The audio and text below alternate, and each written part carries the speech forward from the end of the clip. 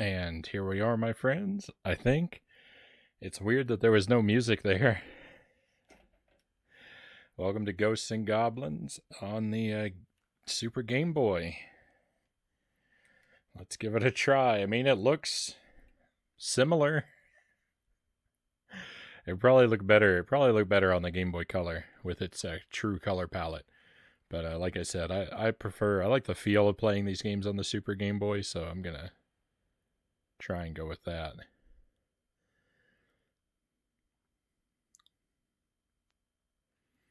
So let's look what our oh wait. Always. What are our options like? Music and sound effects, okay.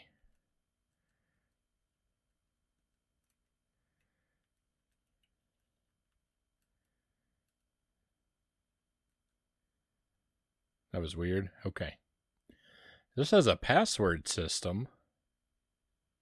Huh. That's odd. And that digital eclipse splash screen that we saw a moment ago, it makes me a little worried because I think we saw the same splash screen on the Earthworm Jim Game Boy port.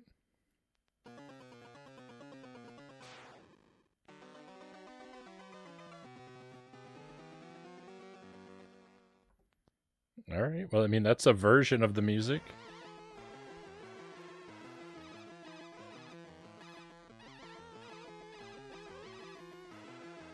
Oh, okay. Initial impressions, it feels okay. Kind of lost a life jumping around. It looks and sounds pretty rough.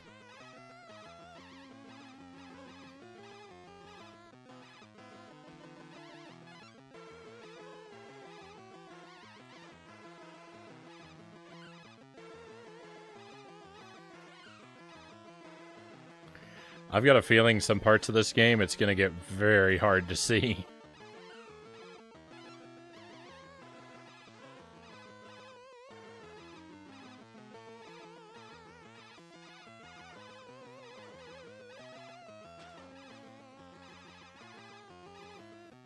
Here's something we might consider, my friends.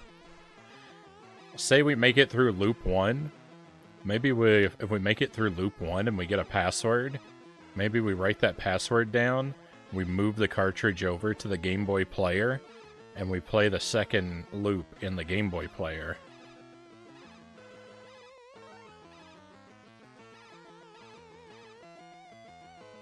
So we could look at the game both ways.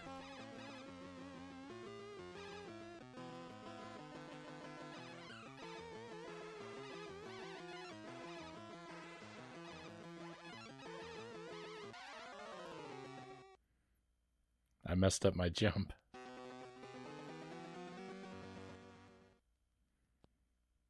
Map looks basically the same.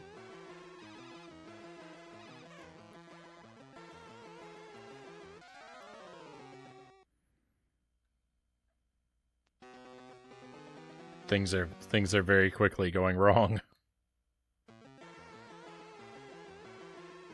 My thought there was maybe I could retreat and get that secret armor yet. I had the same thought right now, but I got burned last time, so no retreats.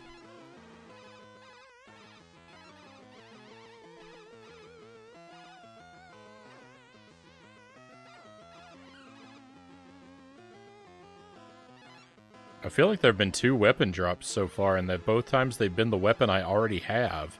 Is that even possible?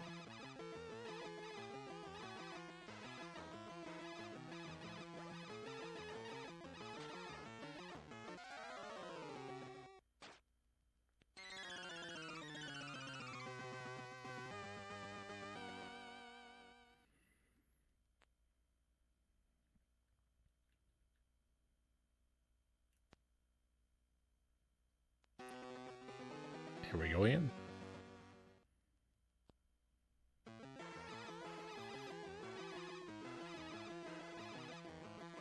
Oh, wait a minute.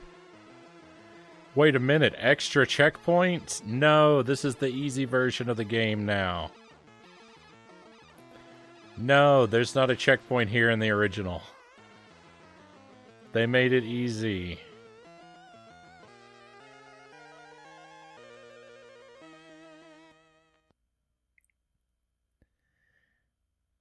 Well, we're gonna not worry about the passwords. Like I said, I'll write one down. Maybe if we decide to change machines between loops.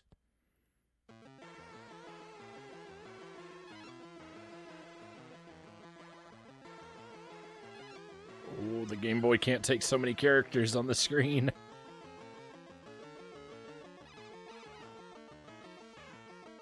I was stuck.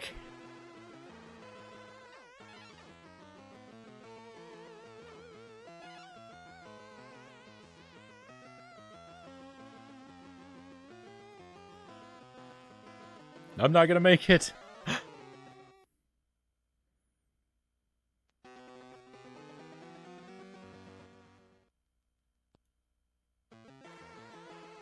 This is kind of fun.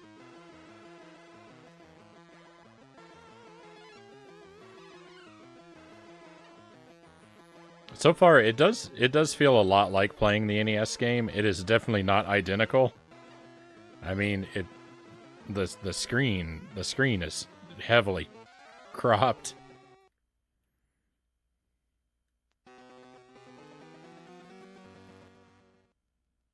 Things are very slightly different, but I mean, it's really close to the NES game.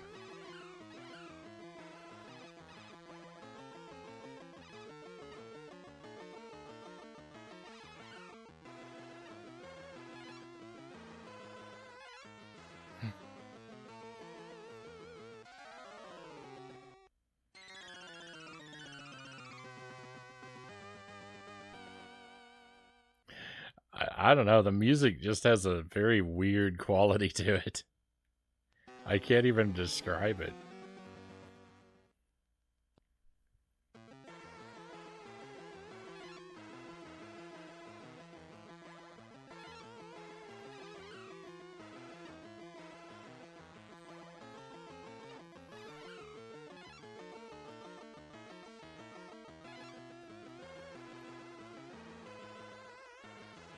Alright, another checkpoint.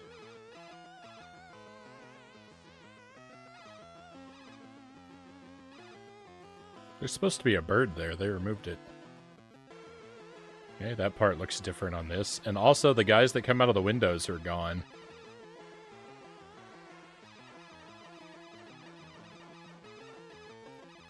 I don't think that can happen in the original.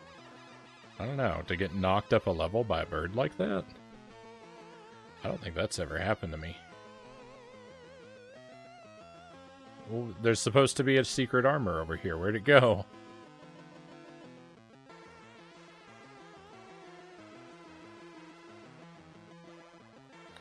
They removed the secret armor. Maybe they put it down a layer. Nope. I don't know what they did with it.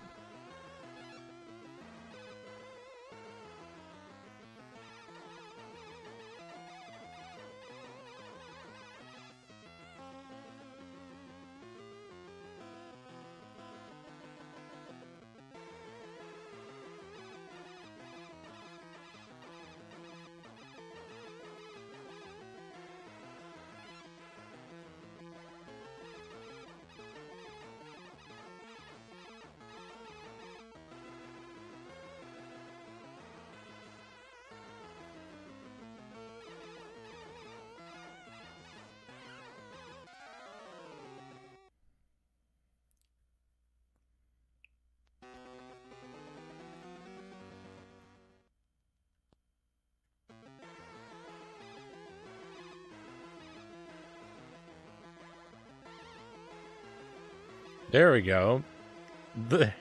They greatly reduced the number of enemies that come out there.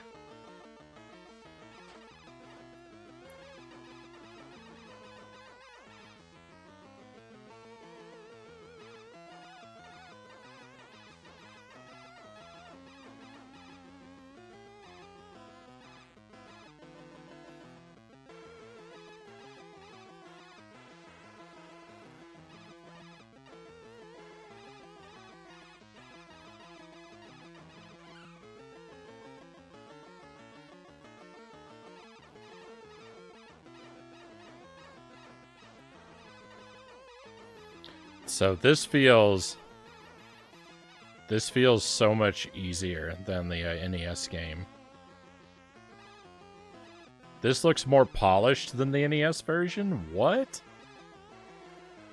You think this looks more polished? I don't know. I would say it's roughly equal in polish. I don't know that I could really give the advantage to either. This has so much slowdown in it.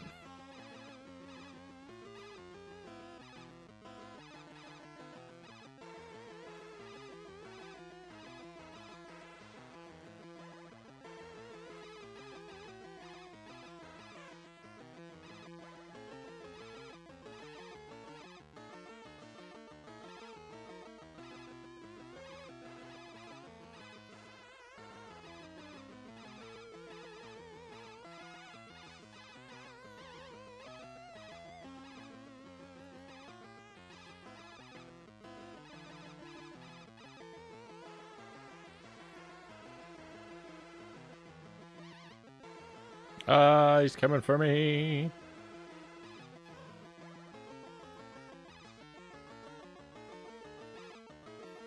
I mean, I guess it doesn't look like things are flickering in and out of existence like they sometimes do on the NES version. This looks, I would say that this looks like it might look a bit more stable than the NES version. But I can't believe the slowdown.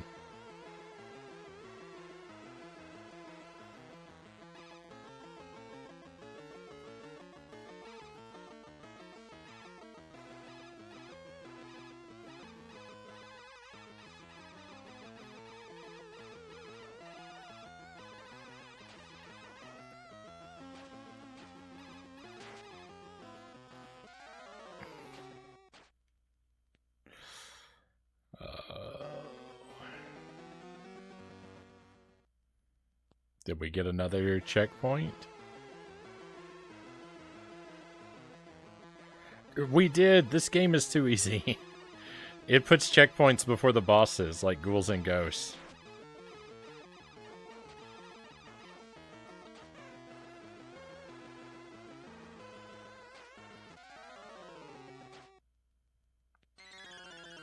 What is the point of even having the time limit? What is the point of even having the time limit if the if you're gonna give a checkpoint, if you're gonna give so many checkpoints?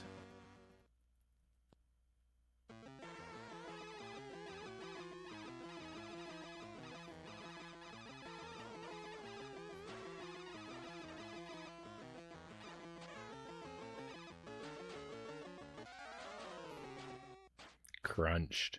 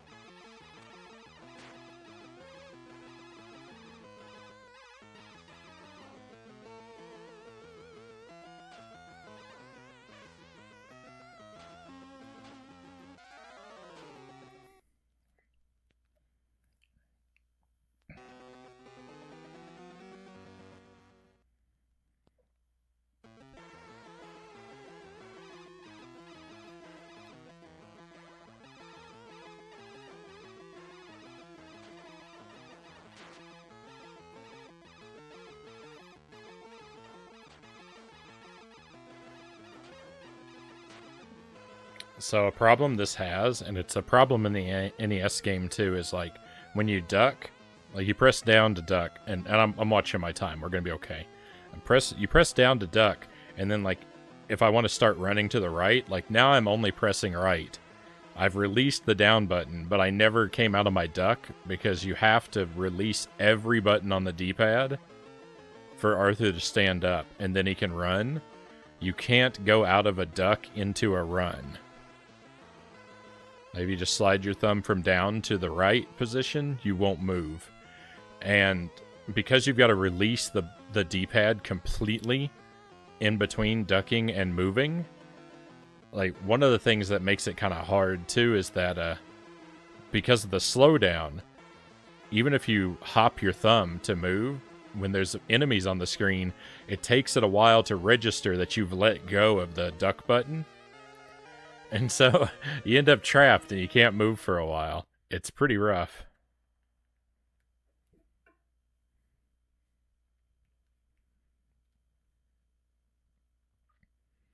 Geeb86Z, Geeb, or if it's Jeeb, please let me know. Welcome in. Ghouls and Ghosts on Game Boy seems like torture. It's not that bad. It's not that bad. So it's basically a port of Ghosts and Goblins on NES. And I'm really familiar with that game. I've never actually played this port before. It's really, really close. Not identical, but really close to the NES version. And I mean, so far I'm enjoying it. But I mean, I'm a monster. I love the NES game, so it's really easy for me to like this one too.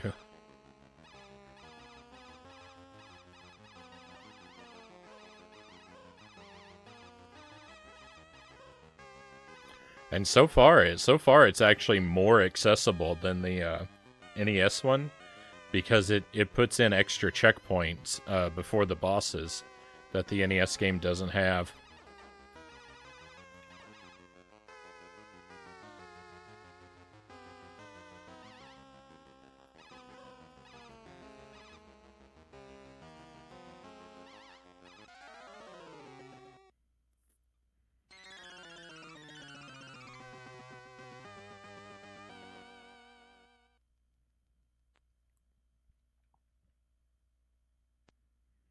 All right, so I'm gonna perform an experiment. I'm not actually gonna play like this, but in the NES game you can cheese the Red Devil with a glitch, and I'm gonna see if it works on the. Well, I'm gonna see if it works on this one. It didn't work there, so it might not be doable. If you hit the Red Devil when he's just barely off the screen and run away, he'll despawn on the NES game. And I just want to see if this version has the same cheese. I'll after I have my answer, I'll throw my life away and play it legit.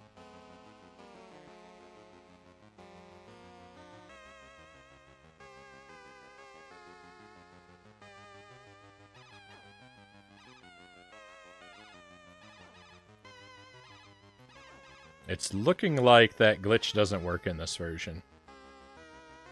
That's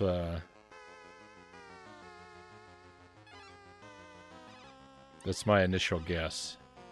But there's a lot of Red Devils, so we can really thoroughly test.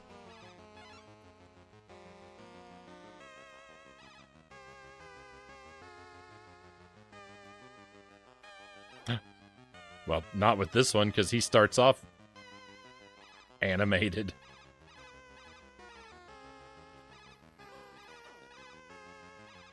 My iframes lasted a century there. Okay, there it is. Great. What am I doing? Well, I got the secret armor, but a lot of good it did me, huh? Alright, this is gonna be our best place to try this. Yeah, I don't think this glitch works. Let me just try running away and see if he despawns. If I can get away from him.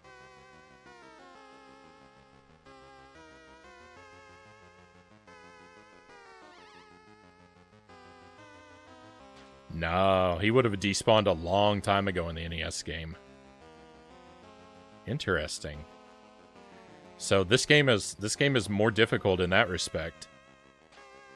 They removed a glitch. Secret armor guarded by secret paths. It certainly is. Alright, well I got my answer. That glitch is gone. Now we'll do it for real.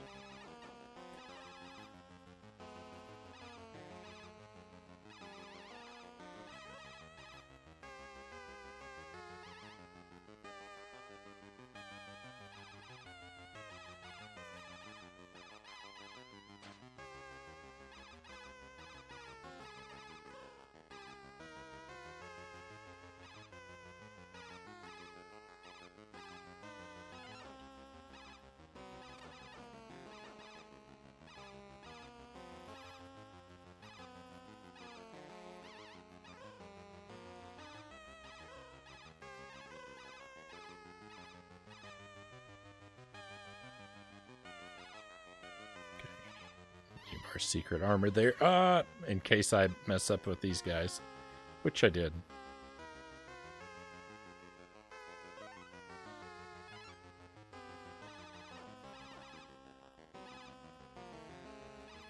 The Red Devil's actually way easier to fight in this version. He's much slower than I think he's ever been, and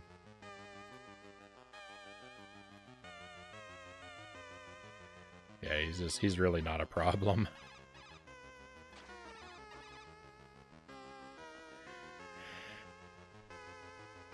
Oh. I better pick this fireball up. I don't know, but in the NES game the bosses are immune to certain weapons, and the dragon is immune to the javelin, so I better not bring that into this fight. Look at how easy that was. Yeah. This is the easy version of the game.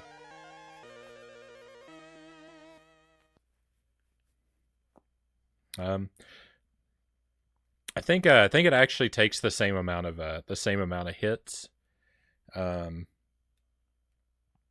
It's 4 hits to kill them in the NES game. I think it feels like it's 4 hits here, but because they move slower, I'm able to hit them. I'm able to hit them a lot more times, a lot faster.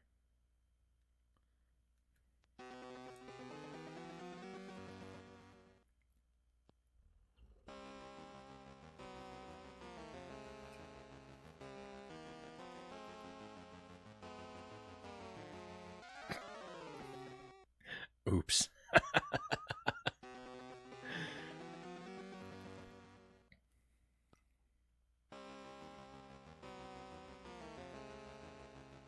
Well, I tell you what, so far, it just seems like if you're playing Ghosts and Goblins on NES and and you just think, man, I really wish this game had an easy mode so I could practice and get better at it. I'll look no further. The Game Boy Color has your back, because its version of Ghosts and Goblins is real easy.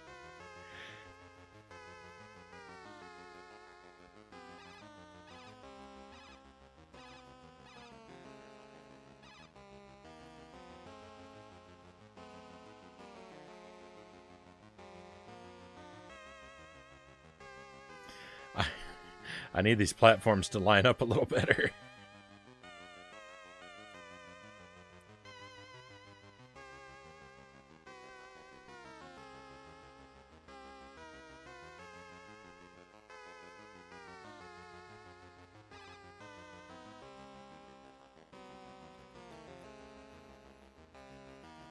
Oh, cool. There's our 1-up.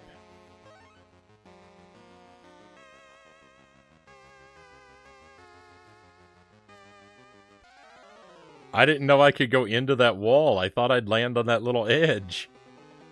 What?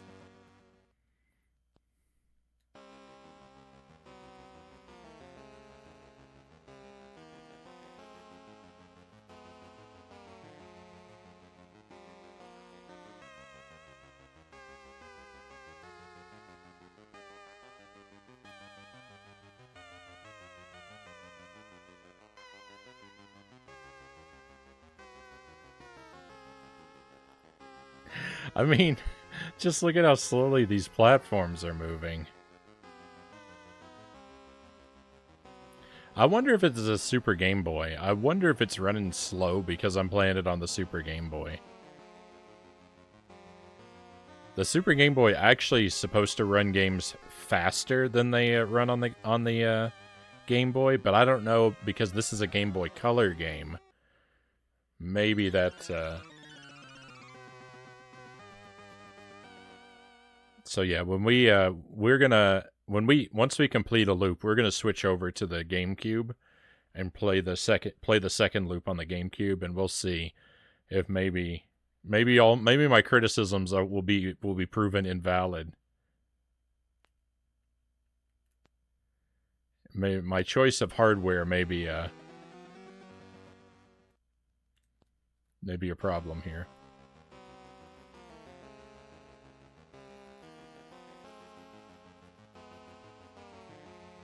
It let me jump on top of the rock, but not on the ledge next to the rock.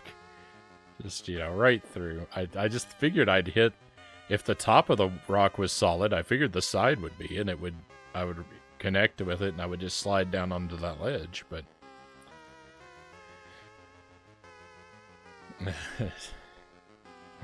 Shows how much I know.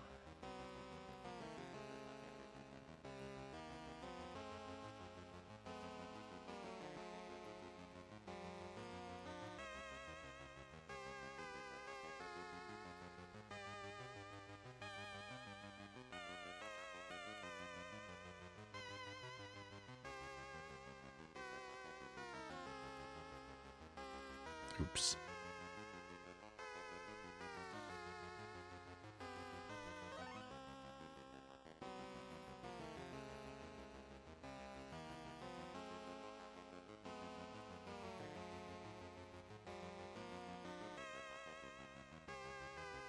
Yeah, I don't know how to get across. I have to get up to one of those two up on top. I don't know if anything takes me there.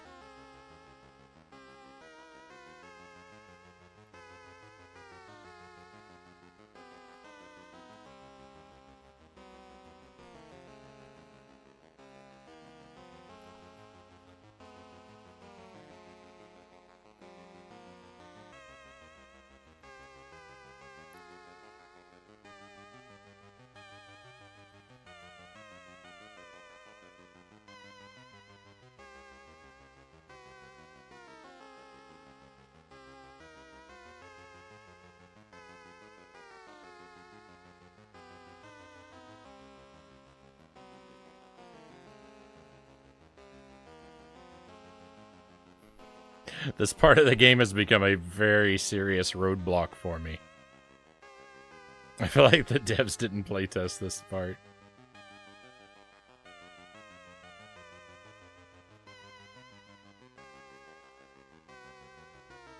There we go. That's what I was missing. All right, I know the path now. I know I blundered, but I know the path, so we're good.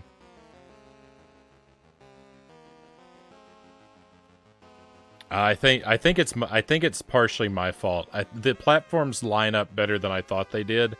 They just line up so much later. I mean, this part's not my fault.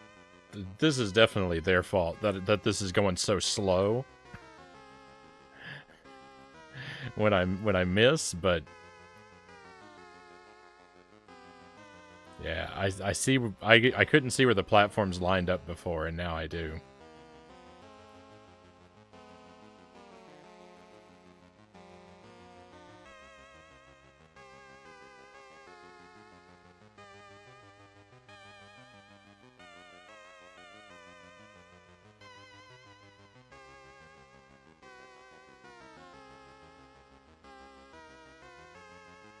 Because this one more that comes out underneath. Oh, it didn't show up. Never mind. I take it back. It's all their fault. The platform I need didn't show up that time.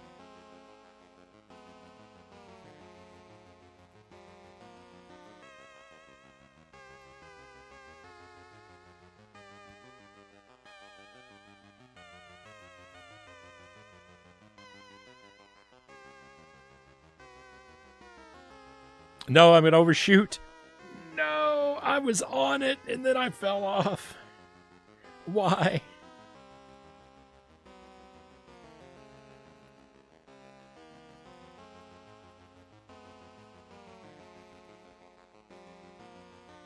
I think it's gonna be faster to just kill myself and start again.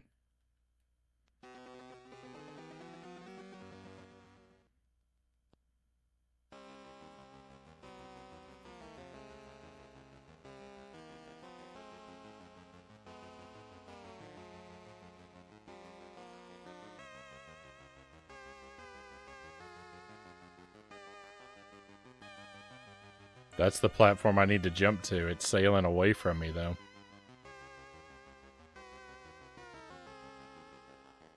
Yeah, you can just walk off the ledge. I haven't been doing that because I'm afraid that they won't line up or they'll fall out of alignment while I'm in midair. But it is a possibility. It's something I could try.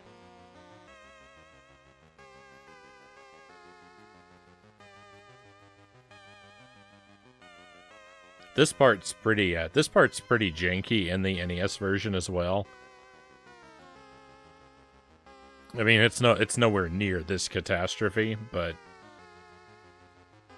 the platforms do sometimes do wonky things. All right, we'll try the walk off. So if I'm standing at the edge when it changes directions, I fall off.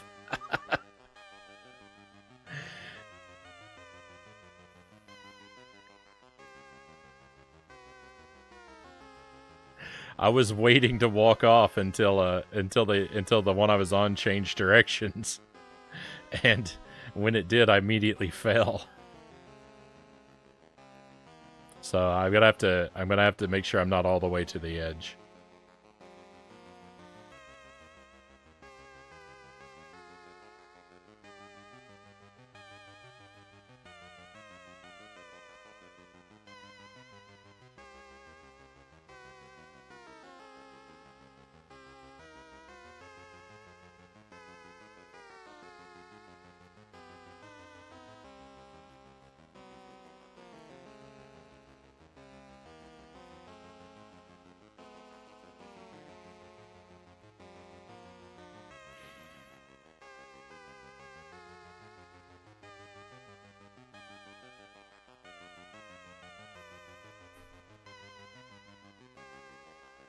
I want to just jump for it.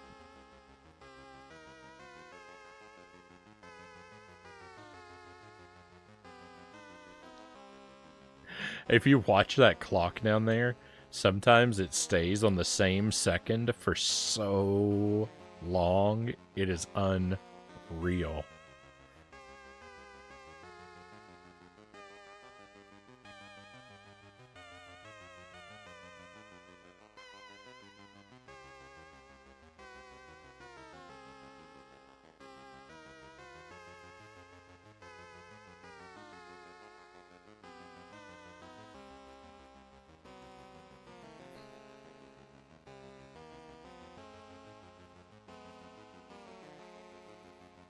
I'm so terrified to lose this progress now, though.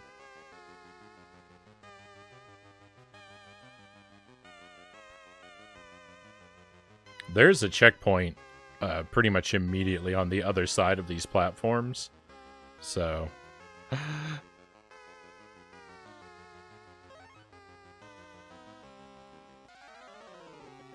if I make it through... if I make it just a little further than that, we'll be done with it.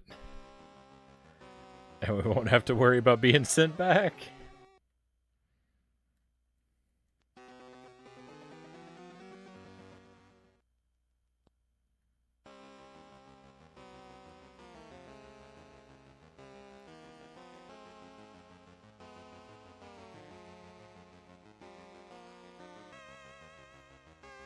When you came in, I said that this wasn't so bad. I stand corrected.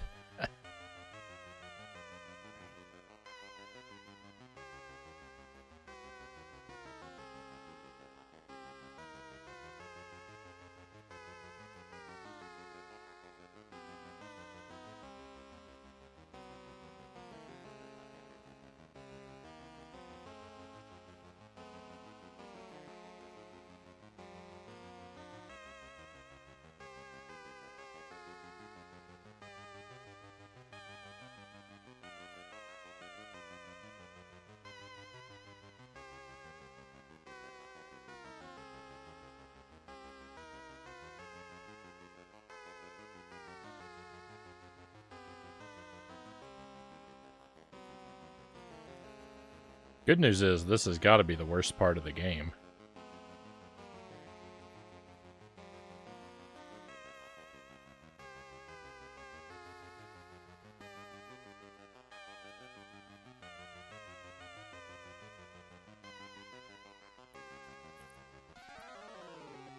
Life is terrible.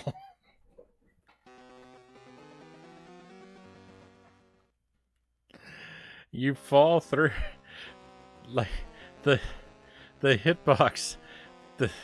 The collision for landing on these platforms is so much more narrow than the platform sprite. The edges are useless.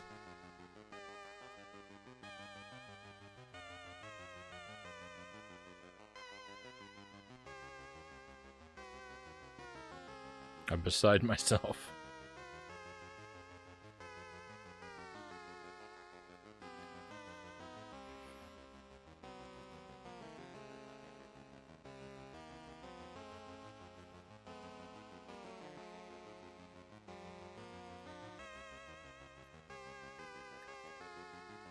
This music is banging, though, Losses says.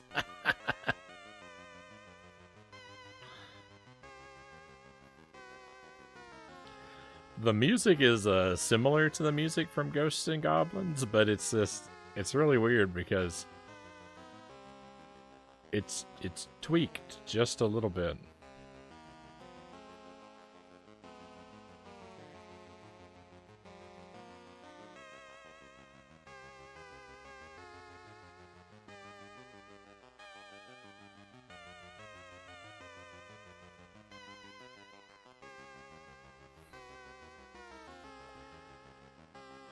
If I don't do anything stupid, we're gonna make it.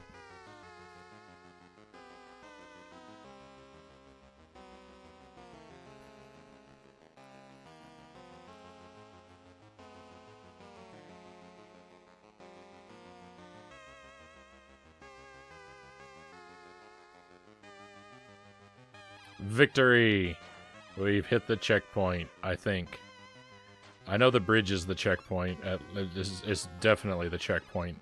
If the rock isn't, the bridge is, so we're good. That game over music. It's like it's the same song, but it's got like a surf rock intro.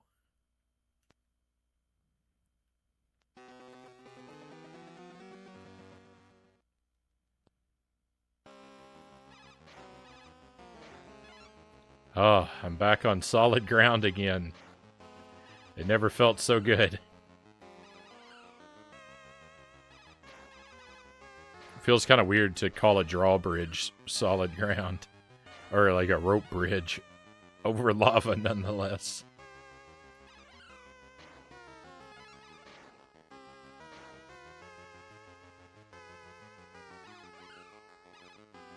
Those little imps are way easier to fight in this game.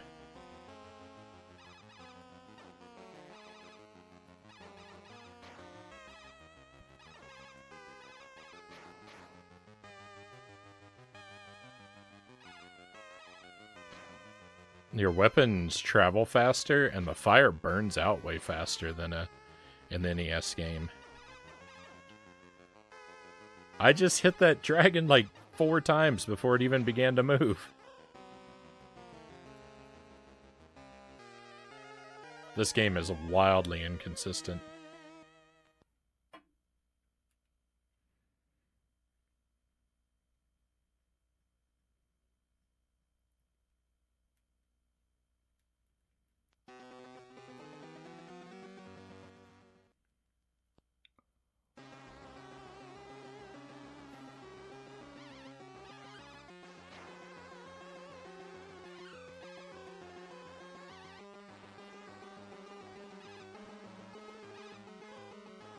Oh, the music.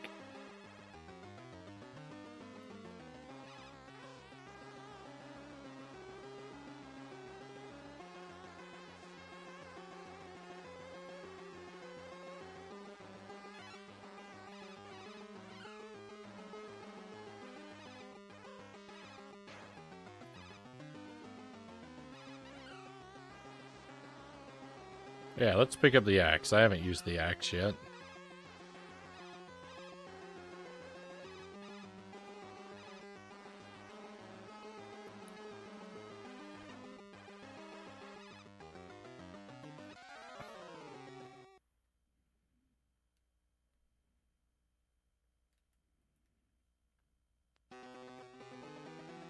Should have kept it that way.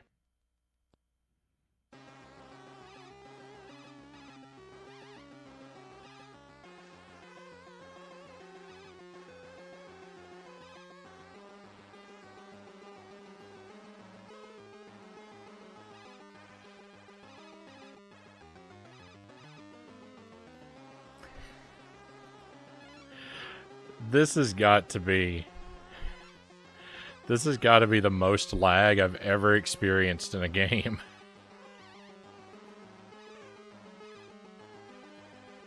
Shortcut, professional skip.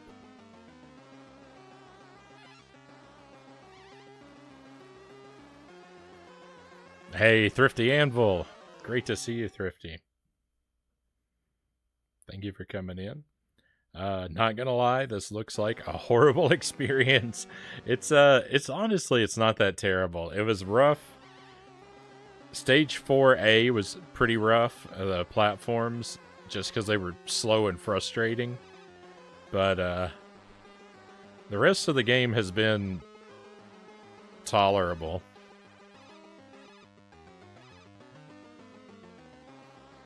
I said before that, this game might be good if you're like a beginner to Ghosts and Goblins and you think Ghosts and Goblins NES is too hard and you need an easy mode, but I think I need to take that back because I think this game would probably be a nightmare if I wasn't so familiar with the NES game already.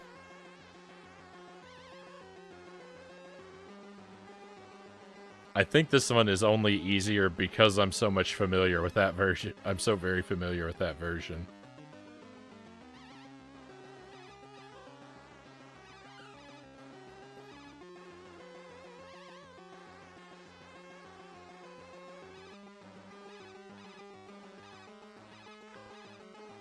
You used to play this on the C64? I haven't played that version yet. I imagine it'll be just horrible.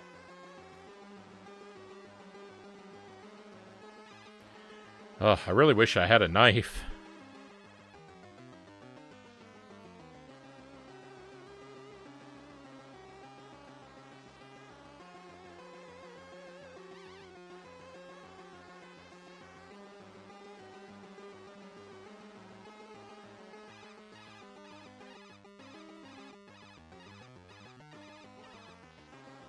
That's basically impossible on the NES version to kill one of those guys with the axe.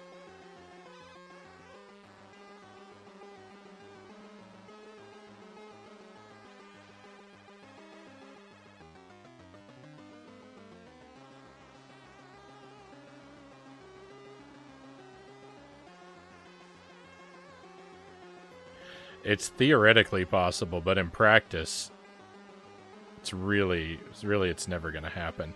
There's supposed to be a platform over here, but it's not coming.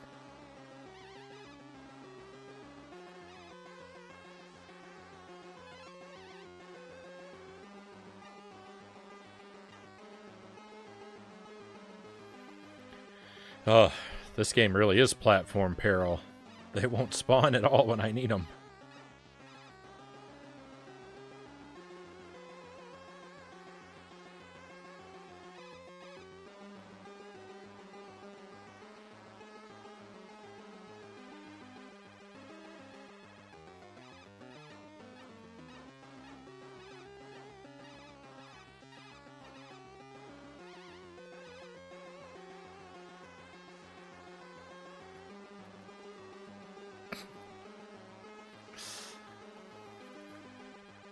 Oh!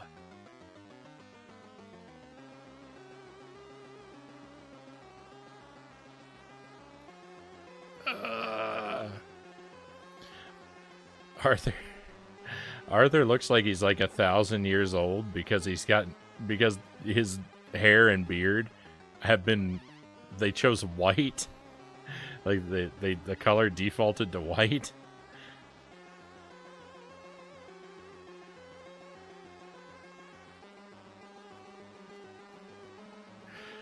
That's why Arthur moves so slowly in this version, because he's 100 years older than the NES game, and time hasn't been kind to him.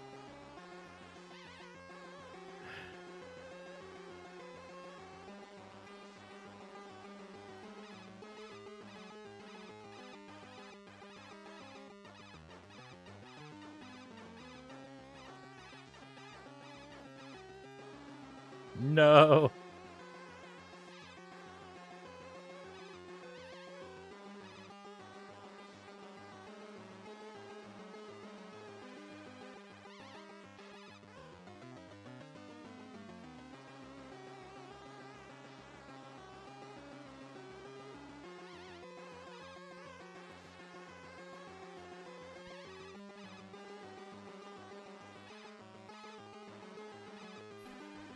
I couldn't get the secret armor. I'm not exactly sure. It's supposed to spawn while you're riding one of those platforms, but I don't know. I don't want to mess around and try to make it spawn. I think the boss on this stage...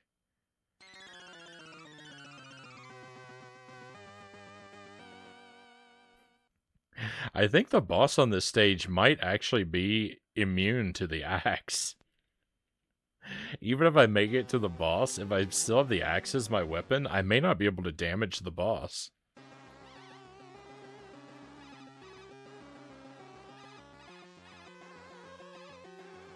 I really, I really need a weapon drop.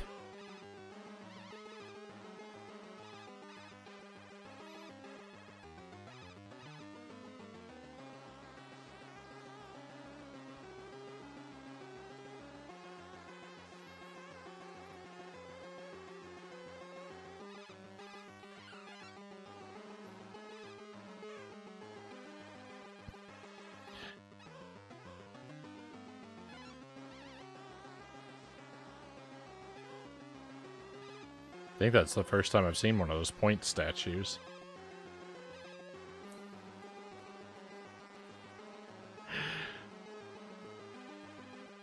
The lag is incredible.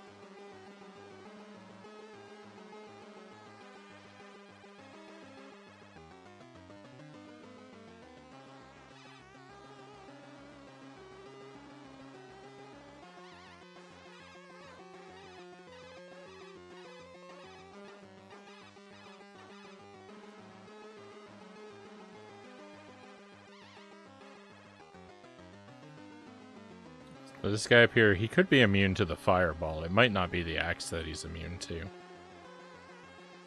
I don't remember.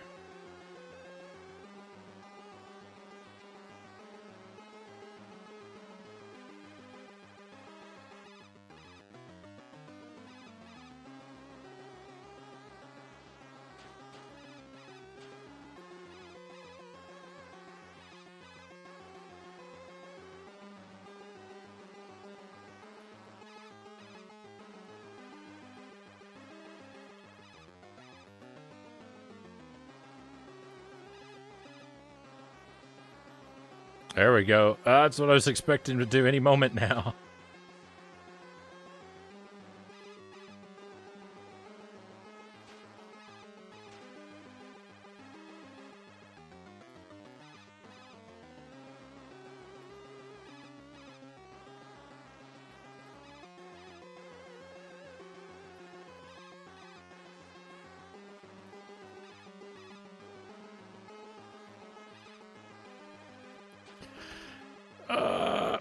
I want to make sure that I'm jumping away from him when he starts to swoop, so that he targets high up in the air, and I don't have to worry about him coming down and hitting me. That's why I'm moving like this.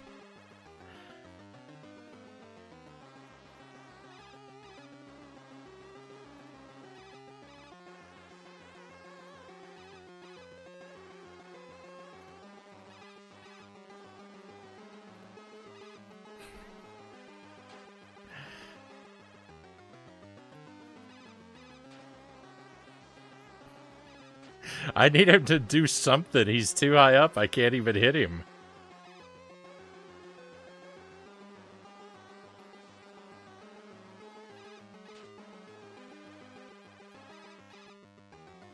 Yeah, I think he can't be hurt by the axe. He's immune to the axe.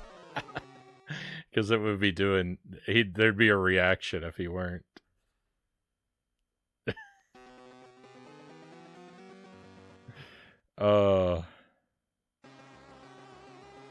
This is terrible. I've got to stand around and grind another weapon.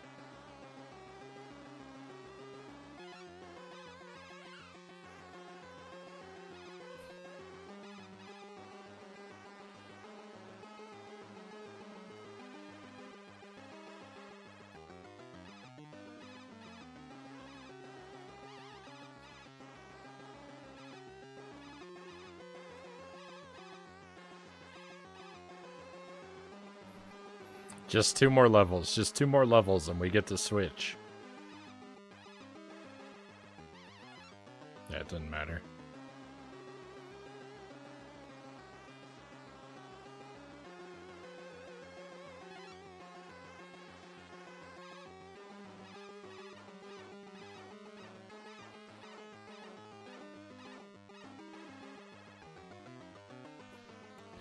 What if when we move this to the Game Boy Player, what if it plays even worse?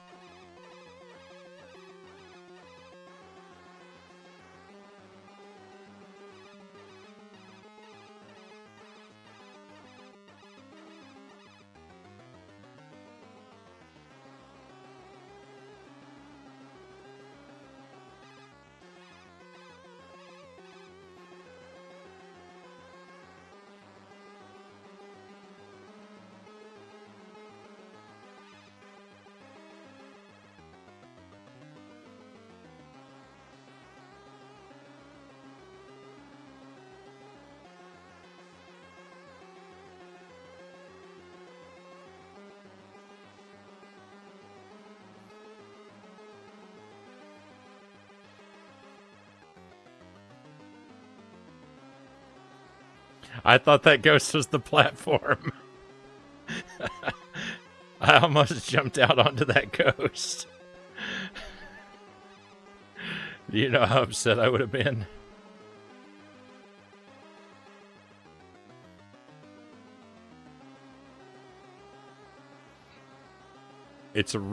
So gaps like this are a major problem when your speed changes back and forth so much.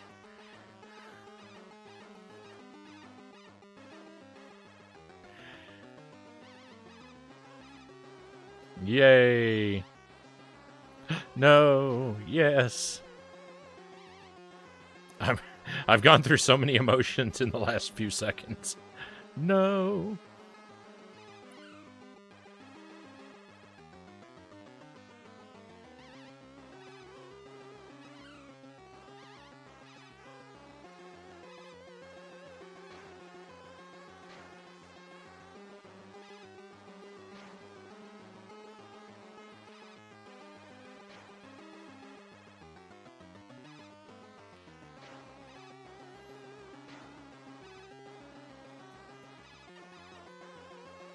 See, that's what I wanted him to do before, was make sure that he's flying, but like real high up in the air. Victory. We're out of here, my friends. We cleared another level.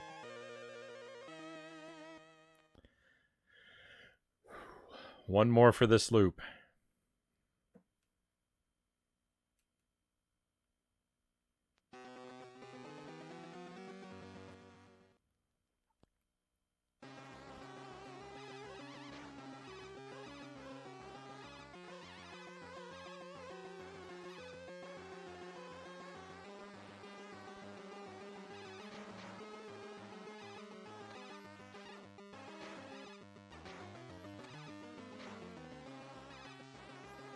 I got lucky with that jump.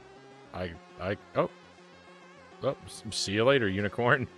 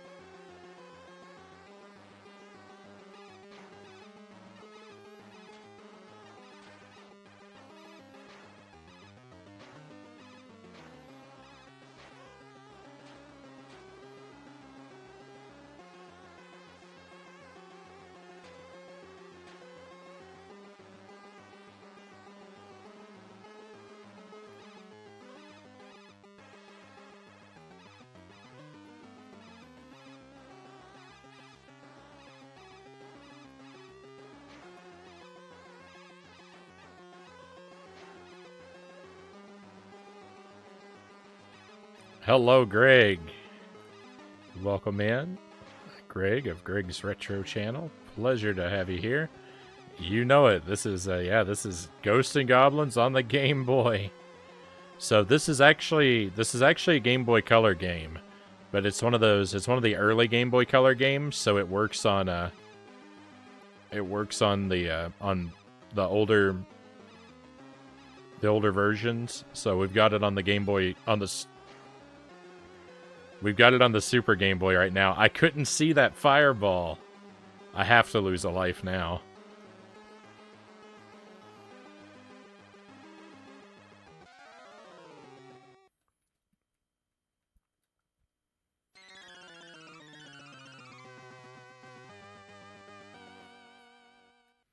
If you defeat the boss of this stage with any weapon other than the shield, you get sent back to the beginning of stage 5. It's a mean little trick the game likes to play on you.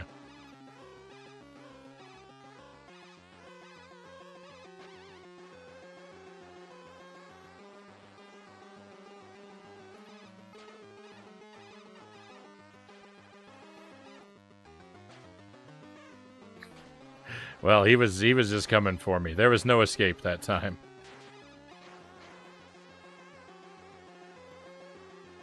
Oh yeah. It's basically a 1-to-1 port of the NES game. It's almost identical to that. There's some subtle differences, but yeah, it's a port of the NES game.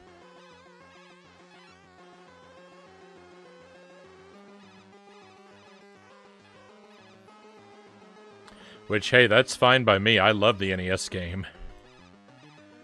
The more like the NES game this is, the happier I am.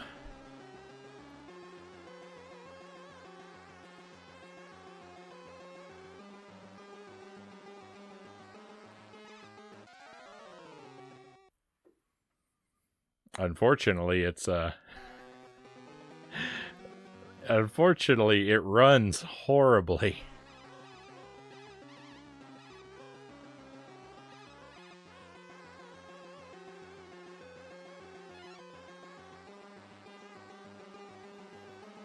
It was a good game, although I didn't play it that often.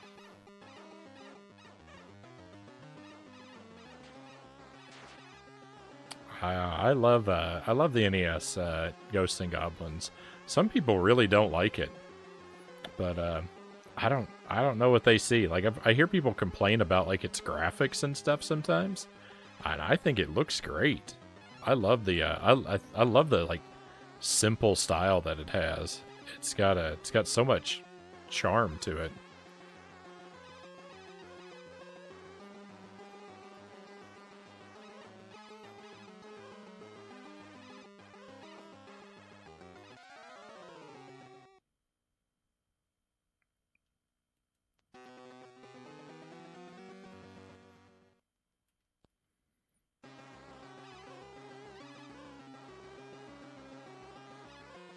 I don't think this level is going to be very hard. Is going to be that hard to get through. I am, clearly I'm having some trouble with it, but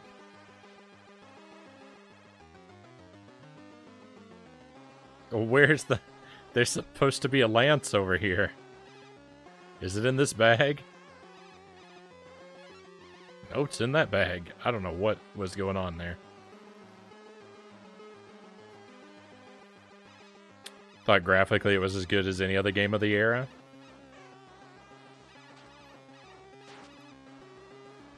Yeah, I mean, people compare it to the arcade game, and of course, the arcade game looks like the arcade Ghosts and Goblins looks like a 16-bit game, and so of course, like it looks different than the NES version.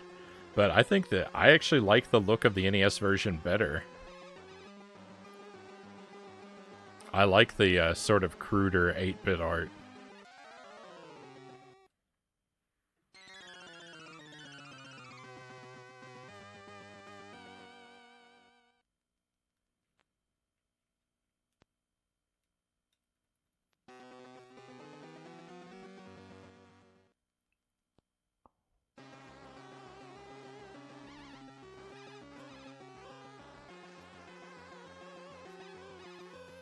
Yeah, the arcade hardware was all the sort of dedicated arcade hardware was always more powerful back then.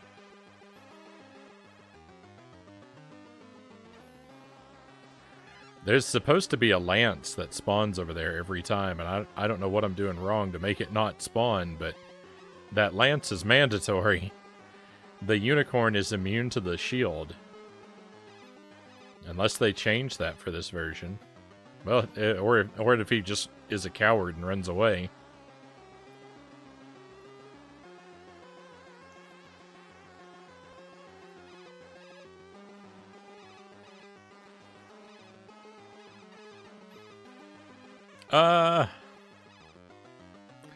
This dragon is tough.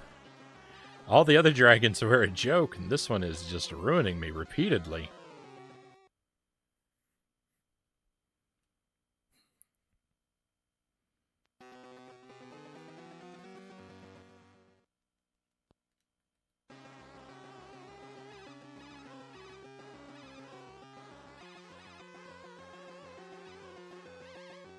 There it is. You have to not jump for the lance to spawn. If you jump...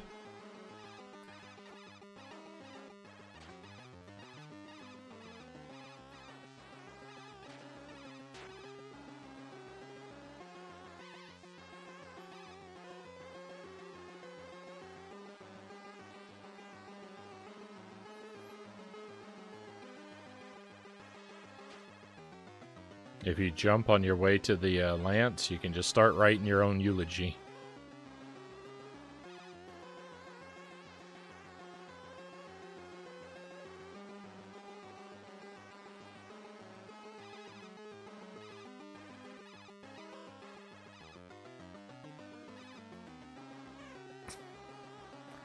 I don't understand his pattern.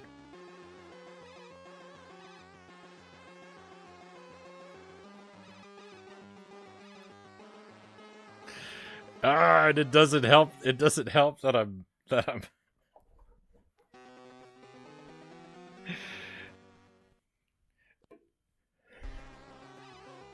It doesn't help that the game is changing to a completely different speed every 3 frames.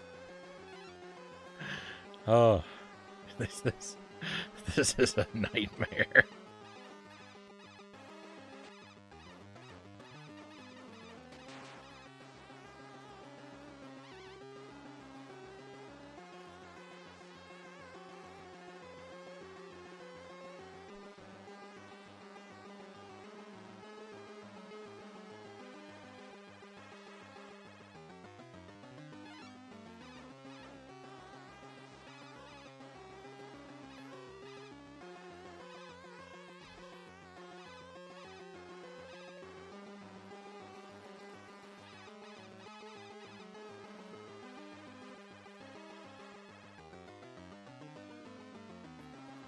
He's still alive.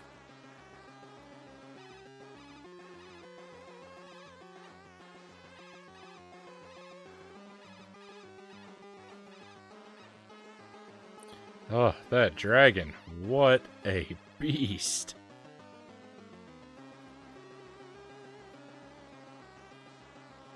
Okay, watch out. There's a torch. I don't know if you can even see it in the capture.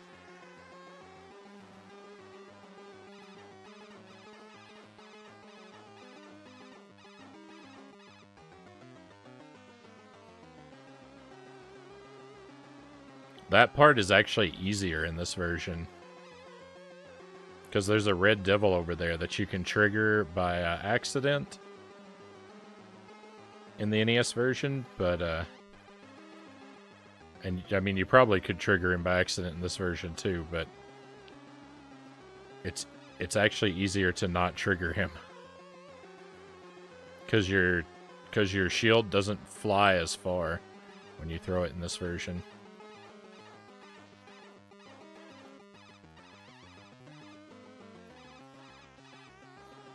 Red Devil's so easy in this game. Okay. Don't get the axe.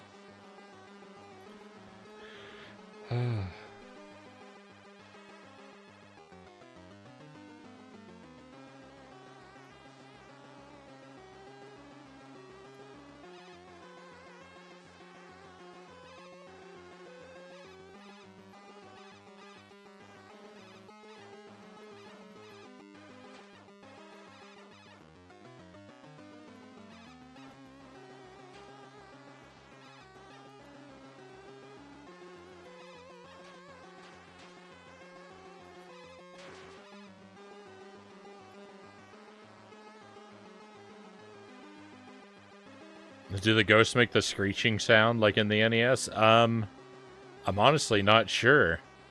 I'm usually so,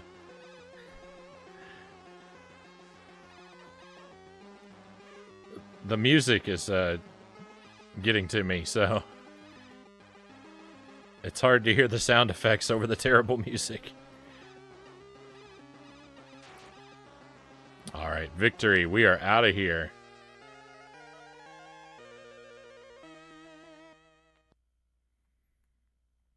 Okay, let's write this down just in case. This is what? S7 W. I need a better pen.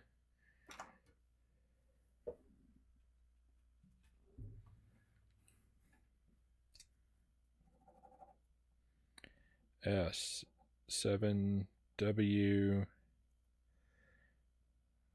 Heart H Heart C8.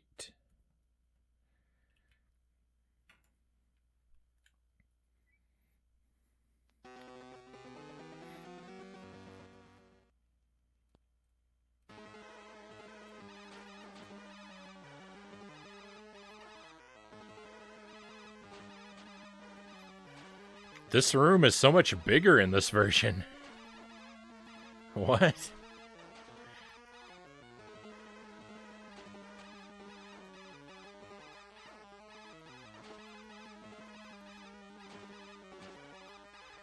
I don't think I'm actually hitting him. I think my shield is falling just short of making contact. Alright, there we go. Victory! Your quest was a dream devised by Hades. With his spell broken, pursue and destroy him once and for all. There we go. Alright, so this is actually the password we want. PHH Heart K Heart M 8. Great. PHH Heart K Heart M 8. Alright, so what we're going to do now, my friends, we're actually going to turn this off. We're going to move the cartridge into the GameCube, and we're going to do loop 2 on the Game Boy Player instead of the Super Game Boy. So we'll get a feel of what it looks and plays like on both. This is kind of cool. Like, we've played the same game on different platforms before, but we've never played the same game in 2 different consoles before, I don't think. So let me just get that switched over real quick.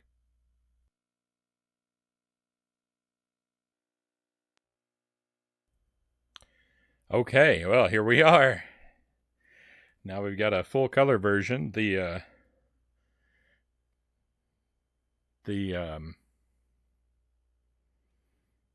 aspect ratio looks wrong to me. It looks stretched out. Does it look stretched out to you? Yeah, we don't want full. We want normal. Ugh. Well, maybe... Yeah, we want normal. Well, I don't know.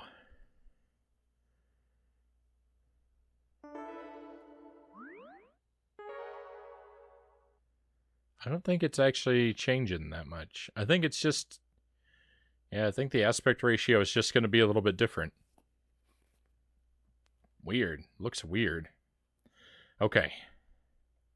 Yeah, that dialogue was very changed. It was completely rewritten. Because that thing about it being a dream or whatever.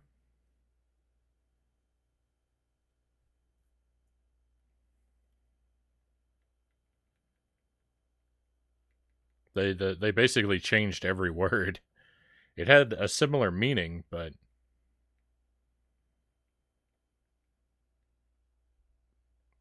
definitely didn't say the same thing.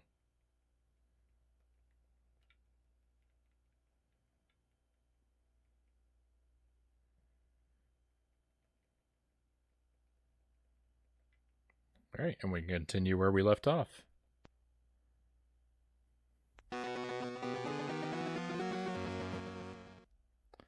It's a little bit louder on here.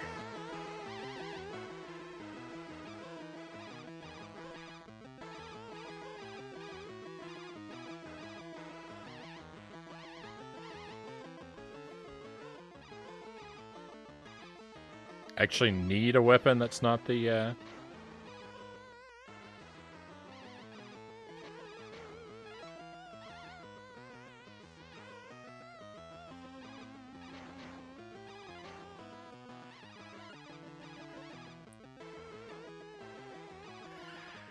It's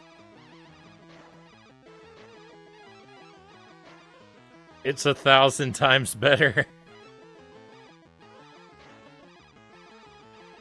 The Super Game Boy was a mistake. All the lag is gone.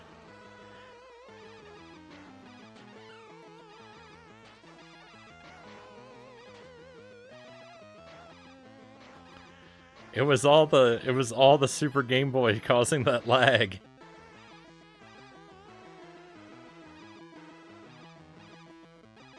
It's actually playable now.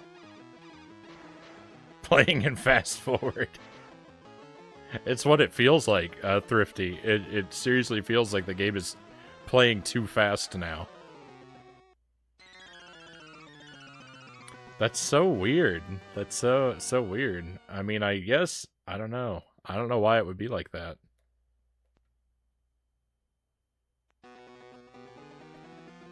Well, I've definitely learned my lesson. Do not play Game Boy Color games on the on the Super Game Boy.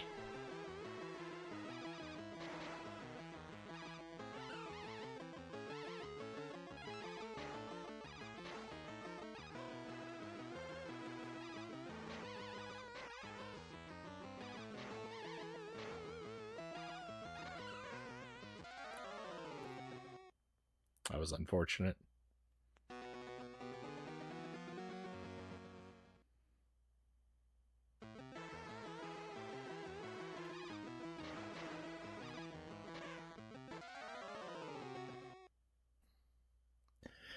Wow.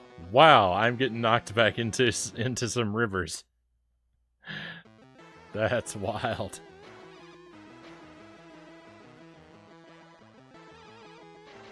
How many times can I die in the exact same way, getting knocked back into a river?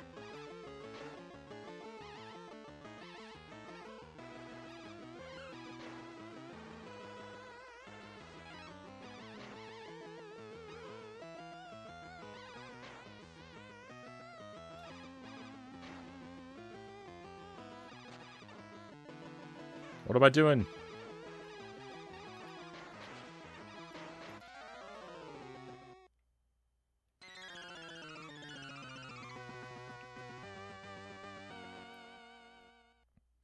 The fireball can hurt the unicorn boss, but I don't know if the standing flame can hurt the unicorn boss. When he comes in contact with the flame, I don't know if that actually registers as any hits.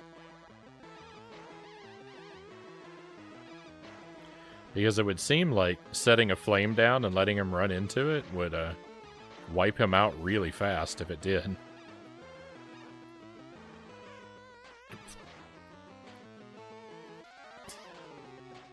This guy does not respect my personal space.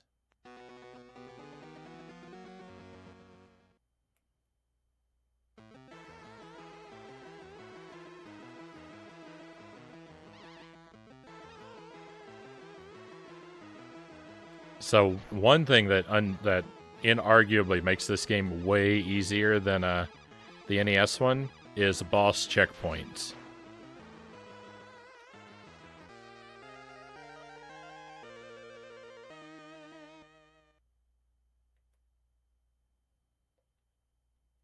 They make this game so much easier.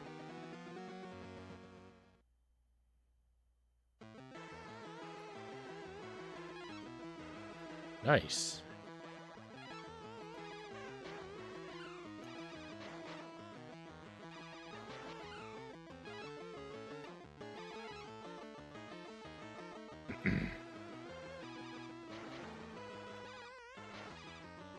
It looks so much better in color. Look, I was right. Again, on the Super Game Boy, Arthur had that white beard. He was aged and slow.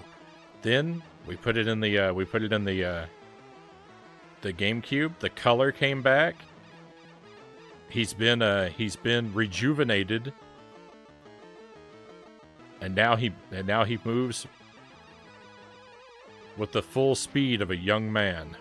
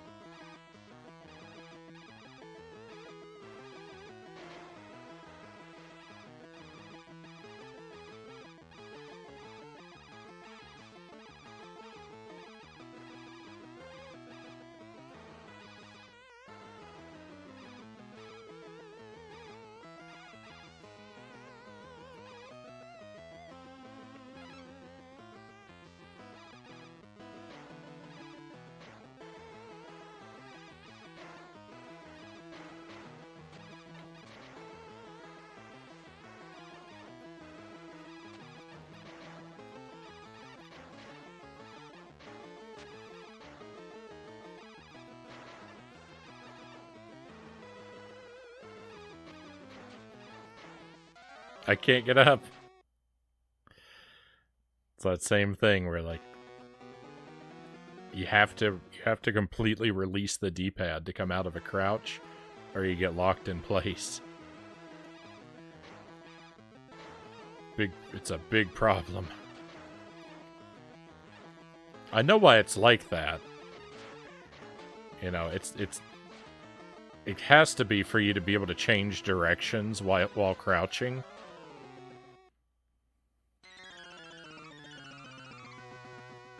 But that doesn't mean that it doesn't cause me problems.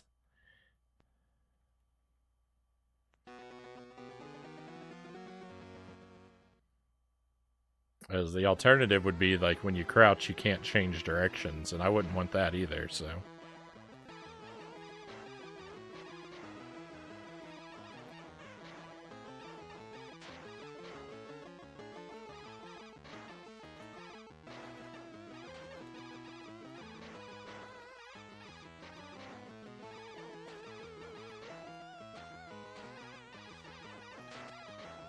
Victory. Let's get out of here.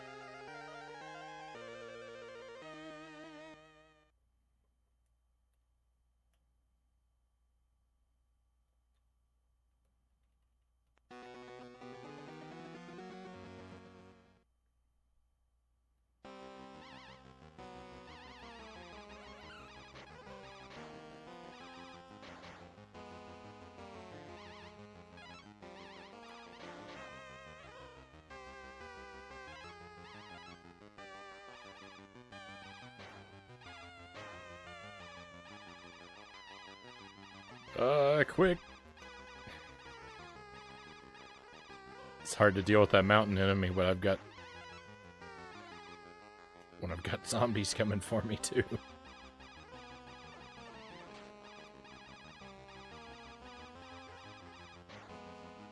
Do I want this? Yeah, I want it.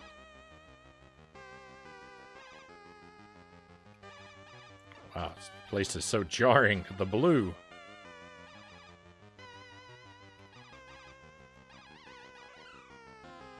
I love the blue. I love this blue cavern. It's one of my favorite parts.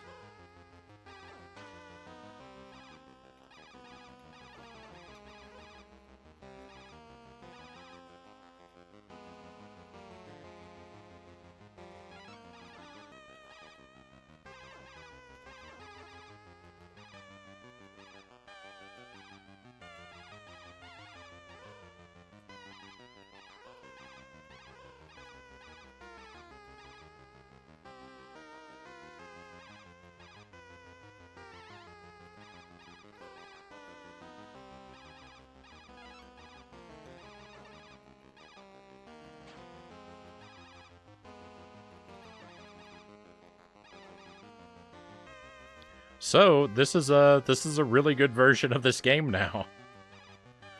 Ghosts and Goblins on the Game Boy Color.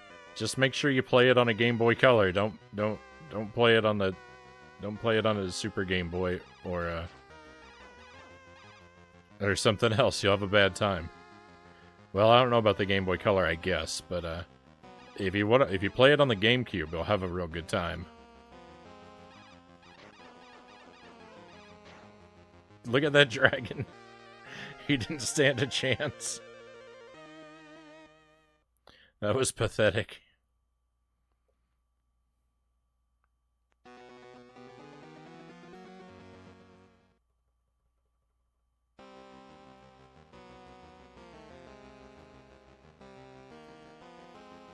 So I got stuck here for like half an hour last time. Let's see what happens now.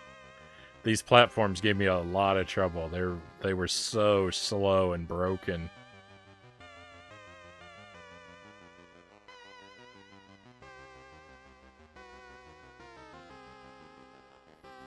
I have the NES version on the 3DS Virtual Console, Greg says. So for portable gameplay, I'm good there. Right on. Of course. I'm just talking about physical versions.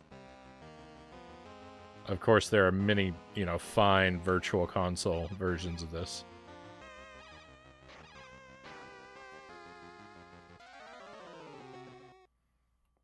I was just thinking in regard to physical versions. Now, 3DS Virtual Console is probably the best way to play this portably.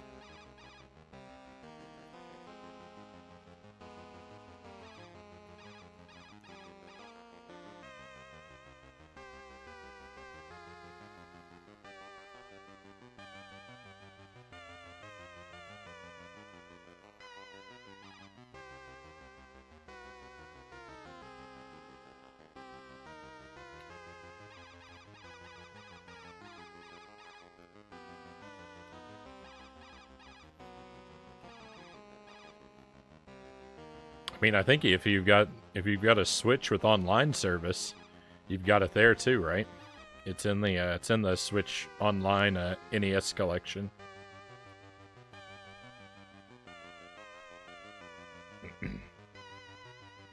Probably plays well. I don't know. It probably plays pretty well there, but I don't know that I'd want to play it with a Joy-Con or even a Pro controller. If you got an SNES, if you have the Switch SNES controller, that's probably the best way to play it.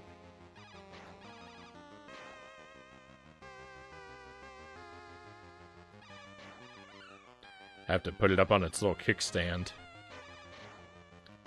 There's a hidden armor on level 7?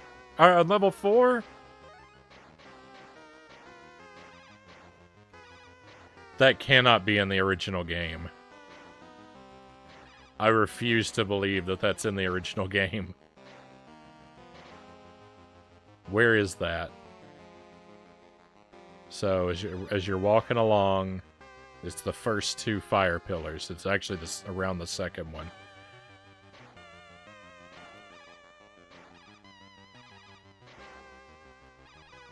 They added a secret armor to this stage. This game is easy mode.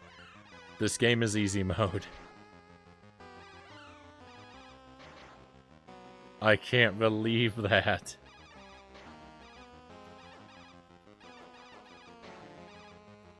I don't think it is. Yeah, I don't think it's in the original either.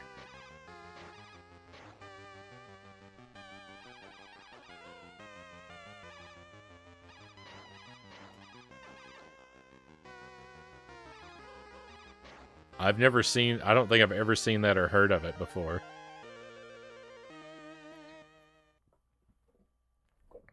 I'd always thought level 4 has no secret armor because it's an easy level.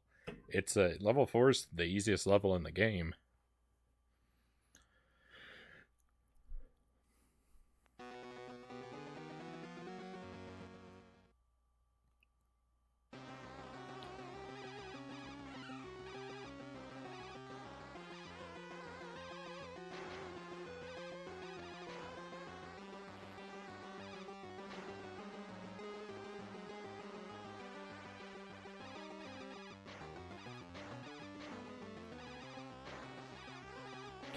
You know, I don't think I've seen the knife this entire playthrough.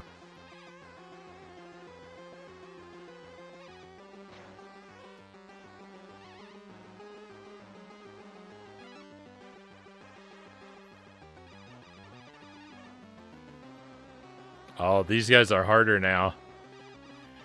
When I don't have the lag to slow them down, they're a lot harder.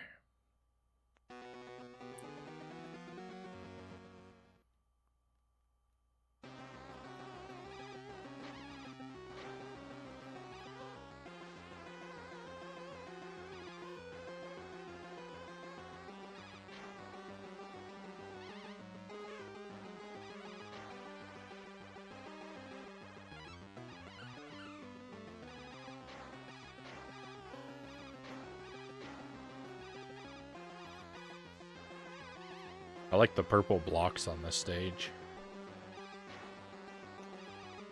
I didn't want this. That's fine.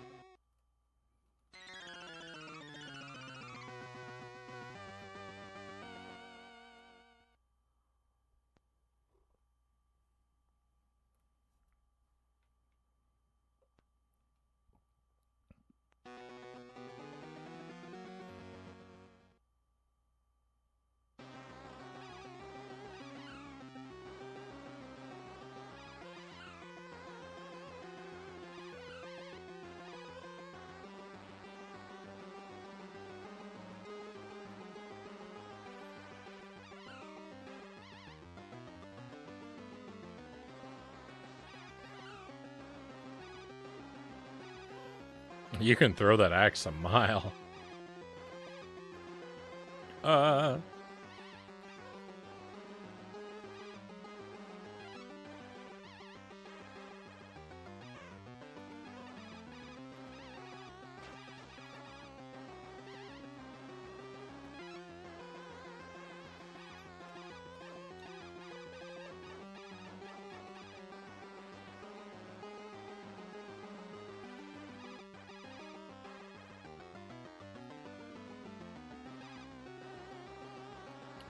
The axe is a much more viable weapon in this game because the screen is cropped.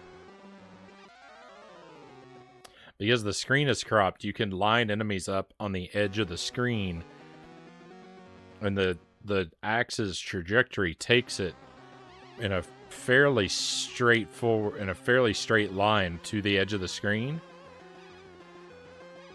The problem with the NES version is because the screen is wider, the axe takes longer to reach the edge of the screen, and it travels more down. So you end up in a situation where you have too many axes on the screen after they've passed through an enemy, and so you can't hit them anymore. It becomes some enemies that take multiple hits. It's very slow in the NES game to kill them with the axe. And usually not possible, because if they're marching toward you, they'll usually reach you before you can take them out, because killing them is such a slow process. But with the screen being cropped like it is in this version, the axe leaves much quicker. So if you line the enemy up on the edge of the screen, you can take them out real easily with the axe. Even if they're not on the edge of the screen, it looks like.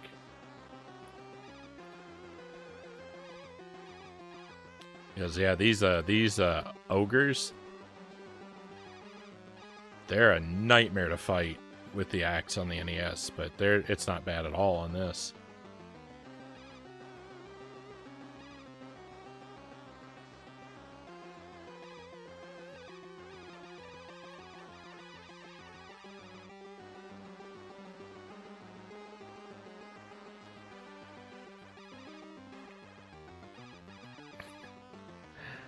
Perfect. I needed that. The imp carrying the basket looks ridiculous in this game.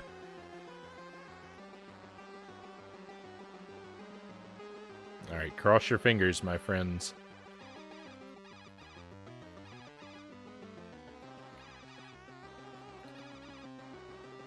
No! That's upsetting.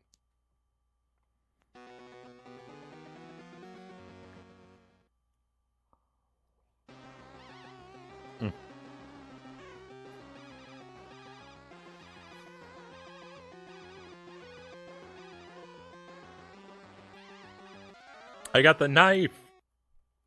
We finally got the knife!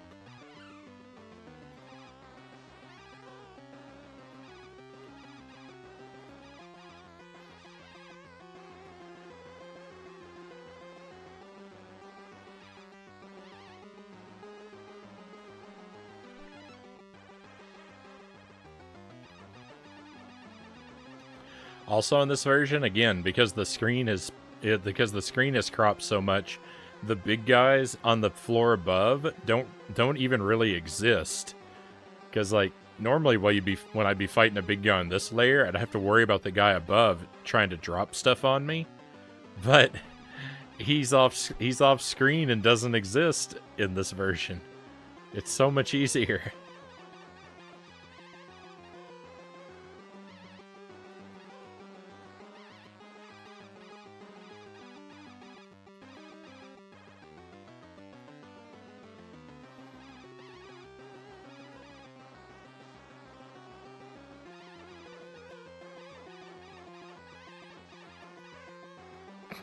that enemy hit me, but it knocked me all the way across the thing. So like, even though I'm kind of mad that I lost my armor, I'm kind of amused that something funny happened. The burrito ghosts, they don't fire down. They don't fire at all, actually, in this version, nearly as much as they do in the NES one, because they're supposed to be throwing spears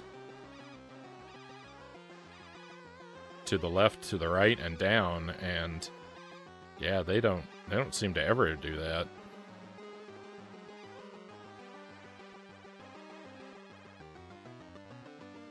Let's grab that money bag just because.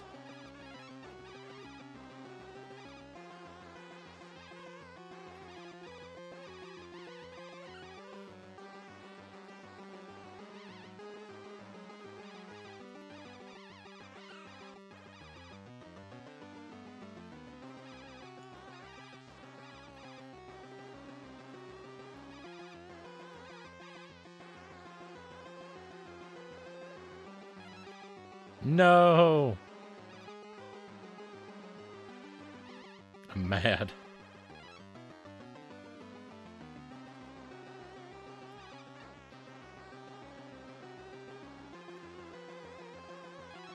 I was jumping over that.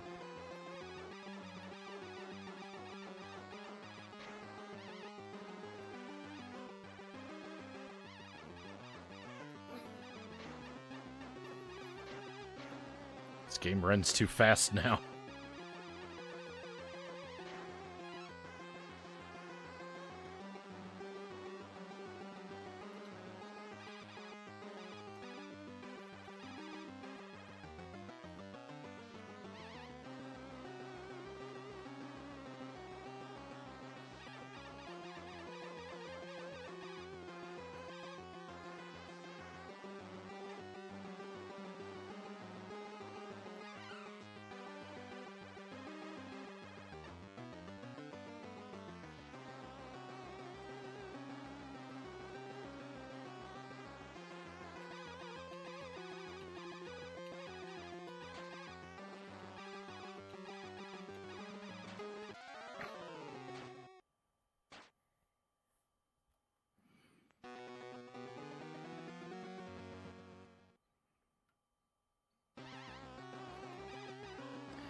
I'm getting annoyed with this level now.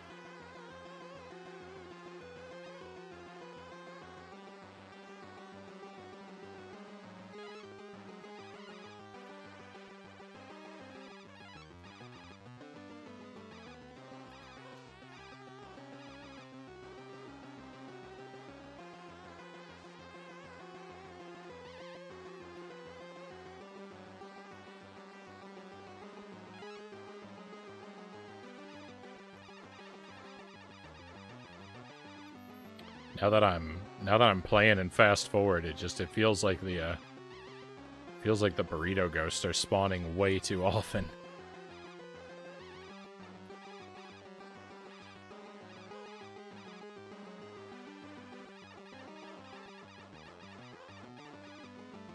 I have a knife, it dropped the knife.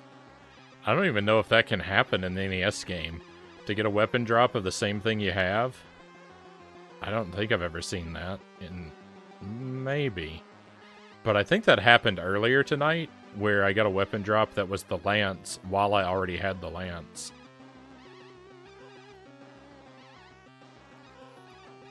You know what? I feel like I might have seen that happen in the NES game before. It's pretty rare though. I feel like it has happened.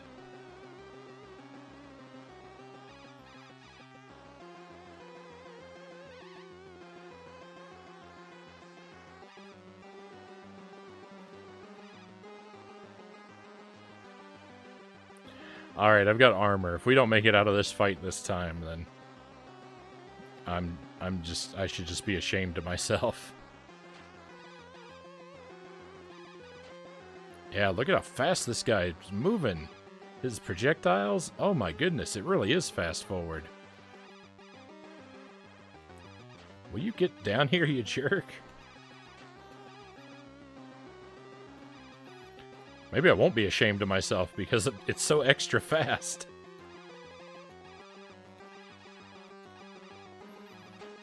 Nothing I'm doing is even hitting him.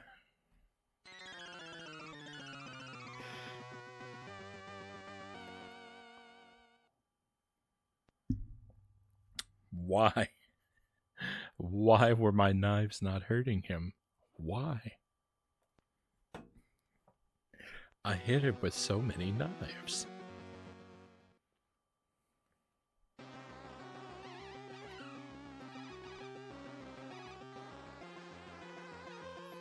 Get me out of this stage.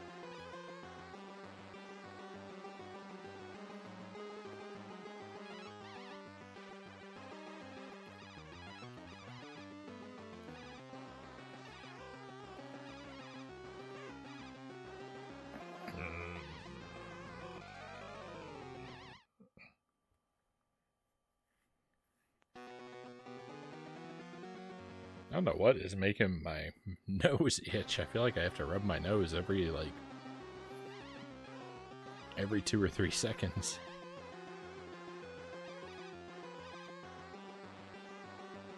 We got that feeling like when you have a hair tickling you.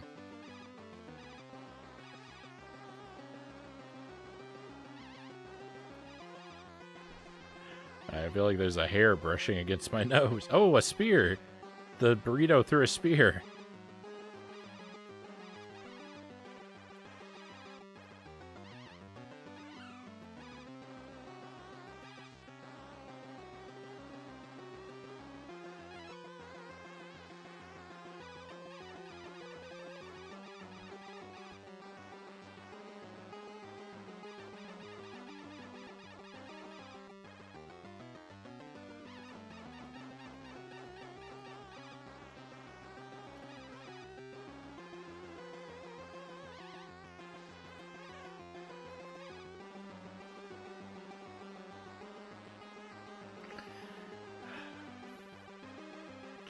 Every time I take damage, I'm so angry now. It just feels like, it feels awful.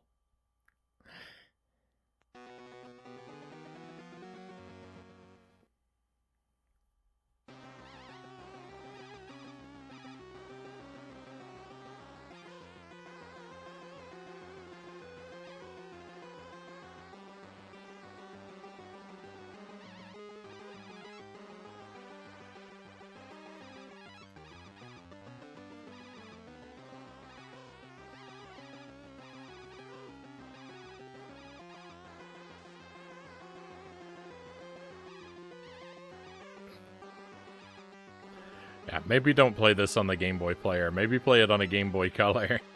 I'm assuming if it runs way too slow on the Super Game Boy and it runs way too fast on the Game Boy Player, I'm assuming the original Game Boy hardware will be just right.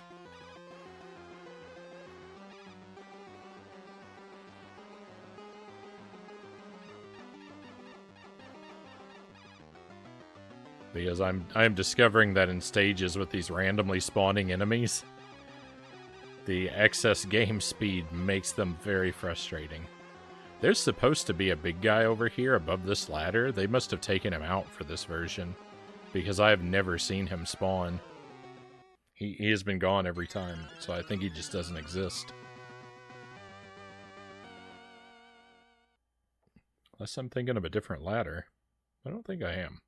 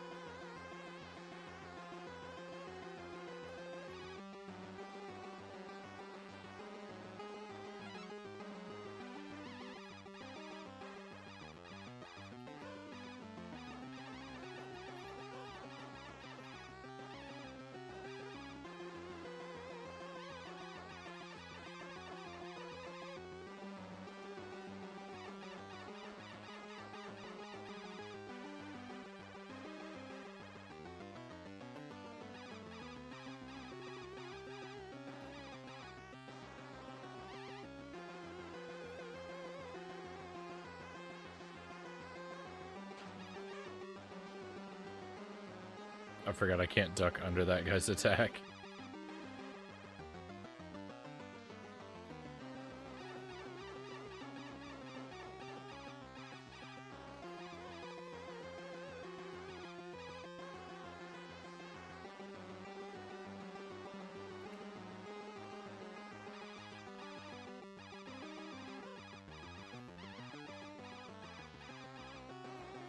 No armor. I kind of think that they I think they added an armor to stage 4 and took away an armor from stage 5.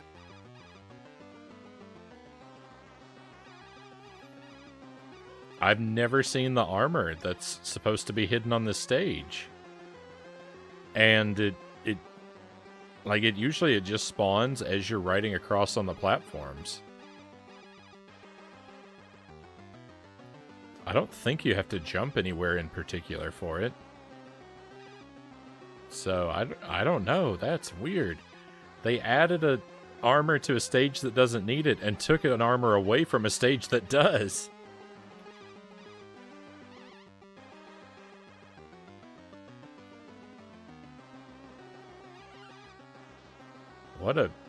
What a weird thing to do.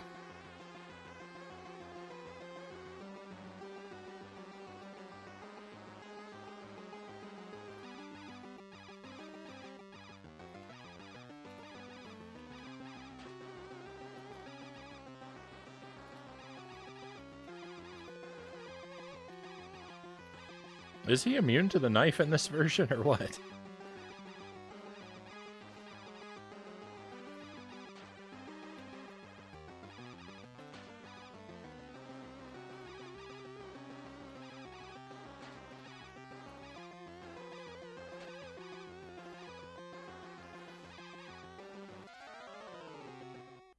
Oh, a time over. I was about to be outraged. Gonna yell, what killed me?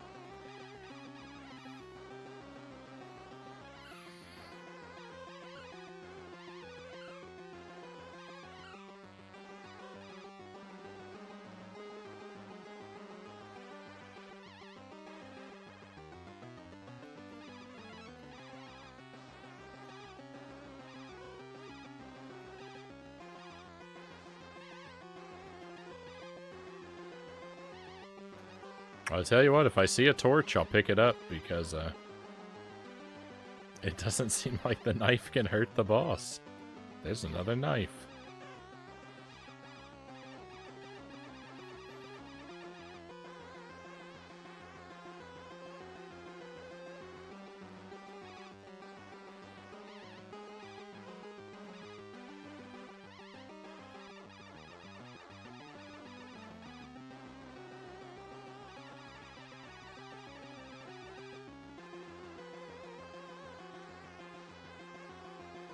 They also took the armor away from stage 2, though. Now that I think about it. Or they moved it. Might not be that they took it away. It might just be if they moved it. But I can't figure out where they moved it to.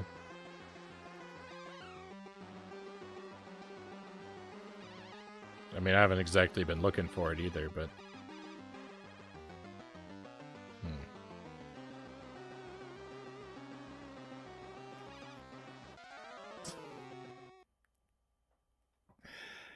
I don't know, my friends. We might be here for a very long time. This might be the rest of our night.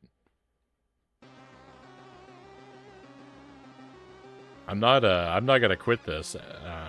We are going to beat this no matter what it takes, but it might take 4 hours.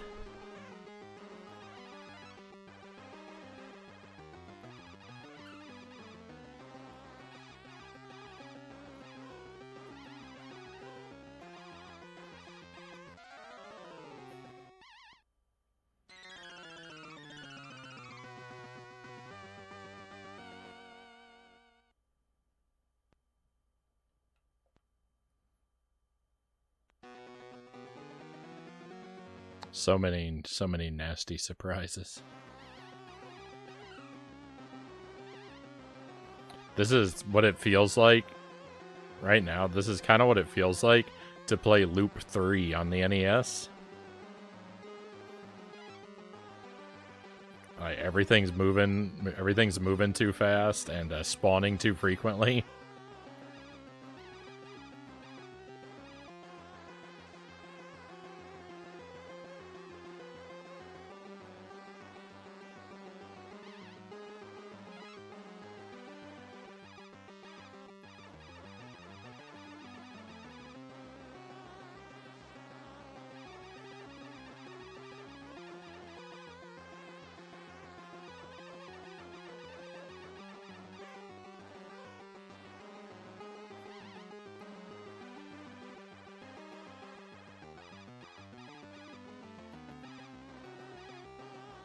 I wish very bad things for these enemies.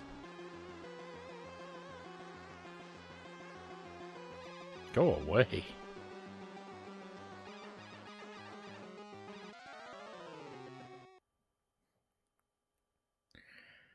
Have you got an enemy on either side of you? Not a whole lot you can do. Basically a guaranteed hit. Yeah, if I turn around to shoot the burrito, then the big guy's gonna he'll throw a spike ball into my back while I'm not facing him.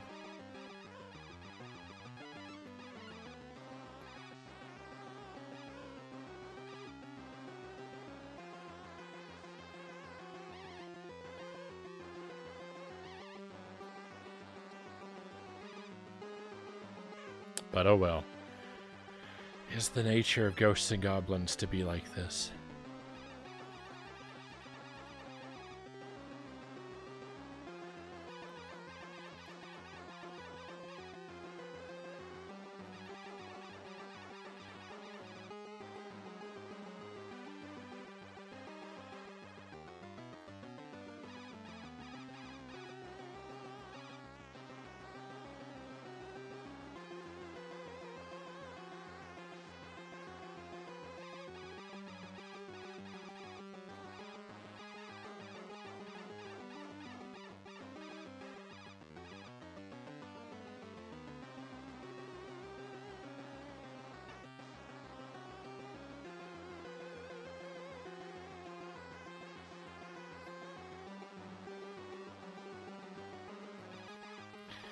Making it to the boss in this state isn't even exciting, though, because...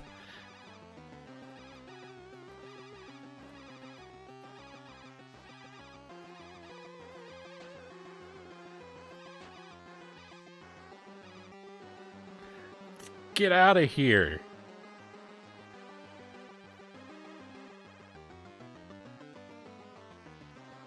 I am so angry right now.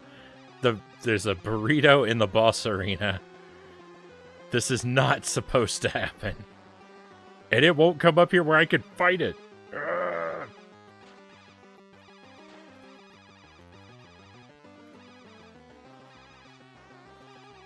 This is not going my way.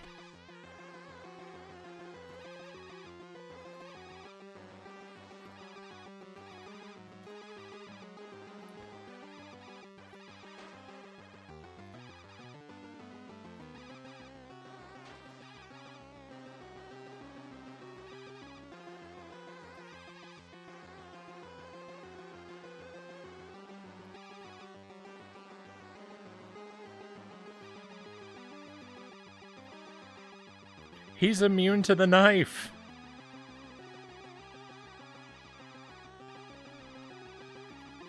I can't believe what I'm seeing. He is actually immune to the knife. They changed it. No wonder I'm doing so bad. Get this game out of here. This is not the easy version of Ghosts and Goblins. This is the whack version of Ghosts and Goblins. Get this out of here.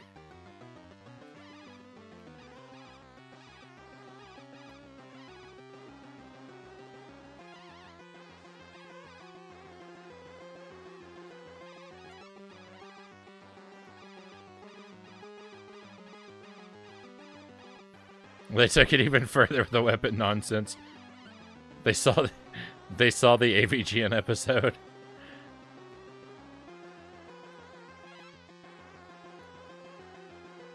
They tuned in and watched it on their crystal ball and said, "Yep." When everyone knows the one thing to do is to get the knife, we're gonna make the knife not work. They nerfed the knife.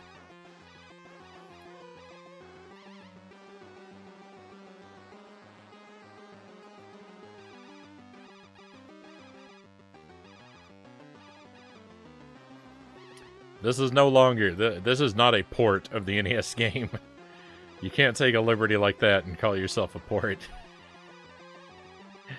It's now a version. And a worse one.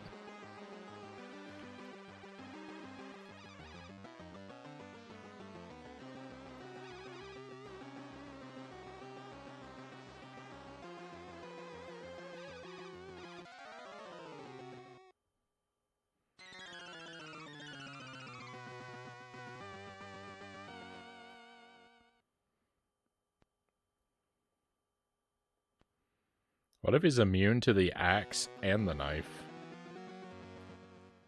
Could it be?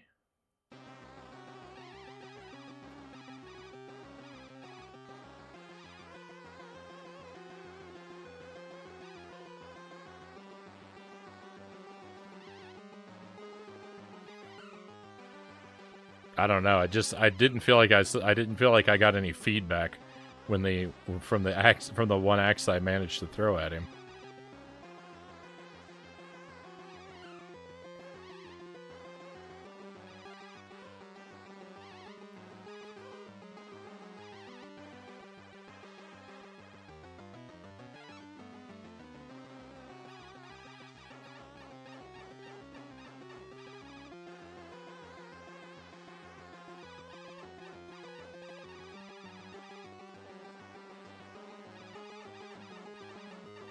Oh, ghosts and goblins. What have they done to you, my friend?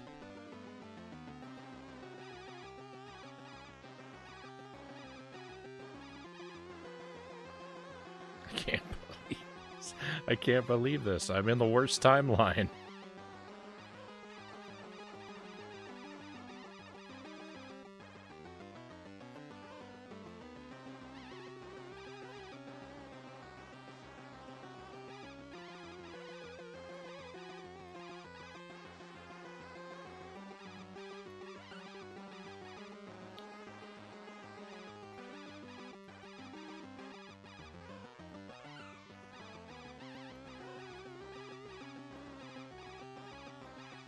If you could only ever play Zelda games from one branch of the official timeline for the rest of your life, which branch would you pick? There's a good question to think about.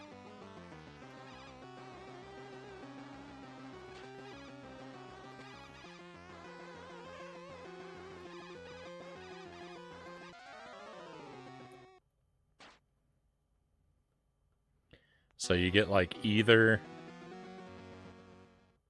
A Link to the Past, A Link Between Worlds, Link's Awakening, and the Oracle games, Zelda 1 and Zelda 2. Or you get Majora's Mask and Twilight Princess. I don't think Greg's gonna pick that one. Or you get the Wind Waker and Spirit Tracks and Phantom Hourglass. I don't think this is a hard question.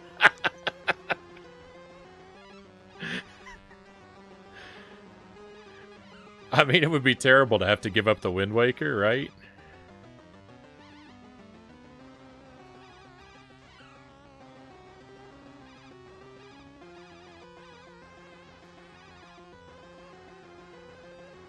But it's like that, or giving up A Link to the Past and Link's Awakening? Ow.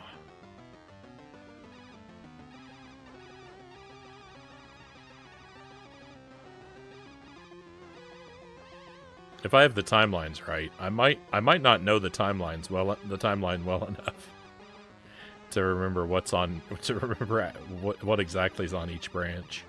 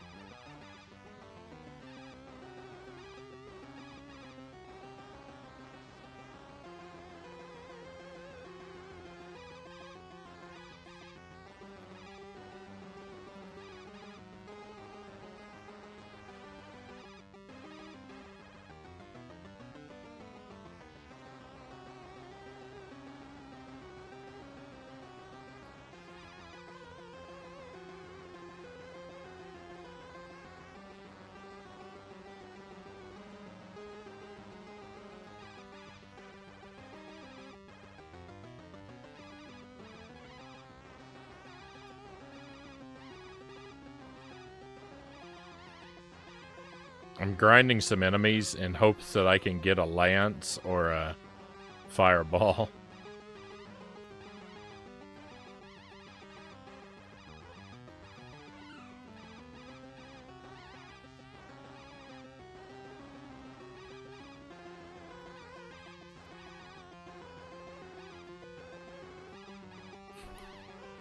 Ideally before the timer is completely empty, but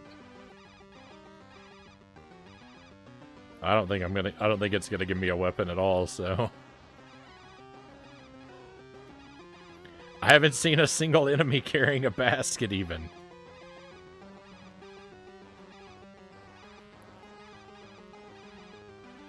In Super Ghouls and Ghosts, when you're in an area that has randomly spawning infinite enemies like this, every third enemy will carry a basket.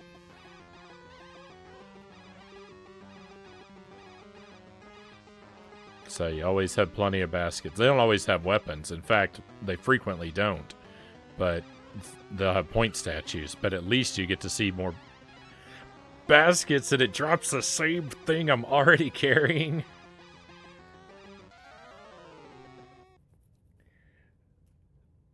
This game is unacceptable. Why didn't I play the NES version? Why did I regret owning this one?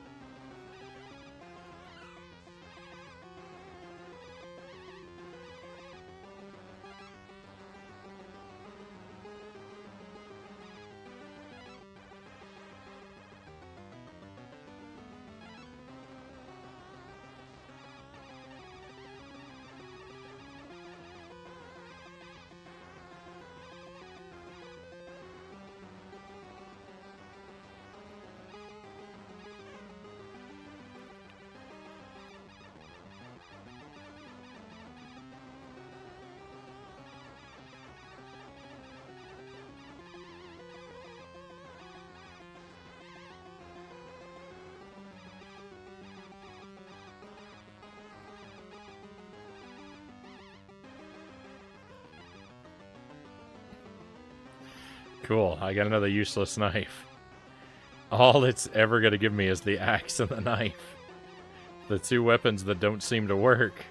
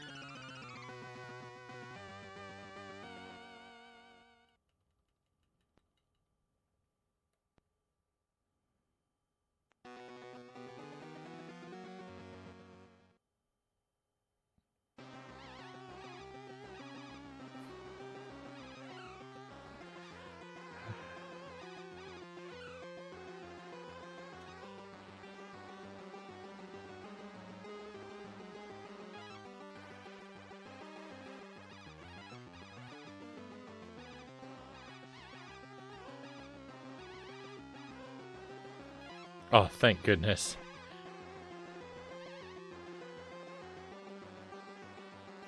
I've never been so happy to see a fireball in my life.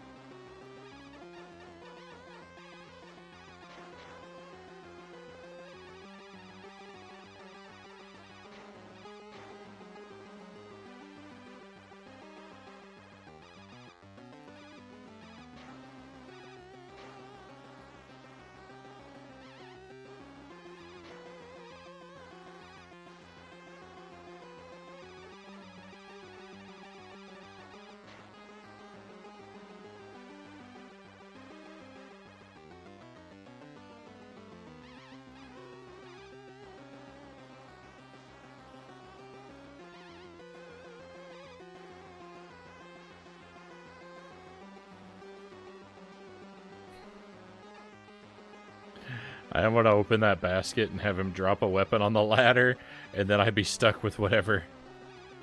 Oh, I'm finally doing damage!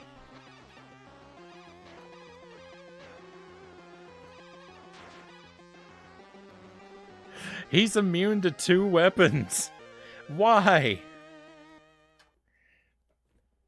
You see how easy that was when I finally got a weapon that worked? Oh, that whole... everything about that level was so disgusting. Oh.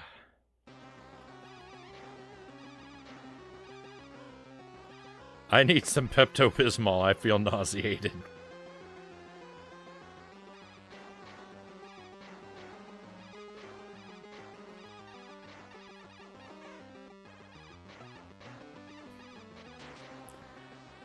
Oh yeah, Greg. Yeah, I got you.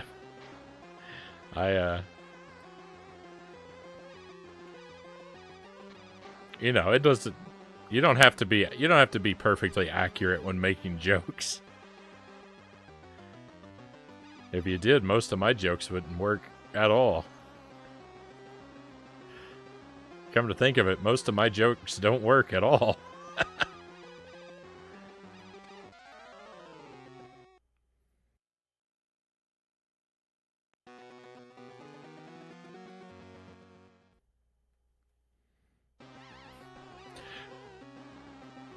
I don't know if you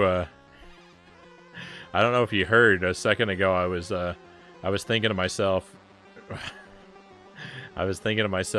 Wouldn't it be an interesting question to ponder if you could only play Legend of Zelda games from one of the 3 branches of the timeline for the rest of your life? Which of the timelines would you choose?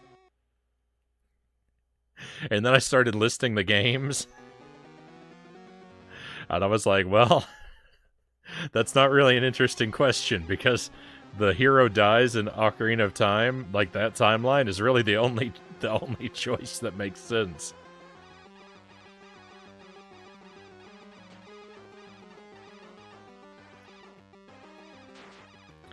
There are good games on the other branches, but they're really out.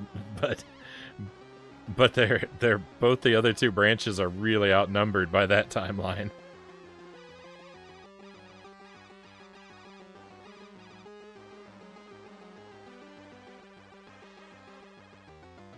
Yeah, but also A Link Between Worlds and Link's Awakening are on that timeline too. Oh, you were just saying the ones that you like, though.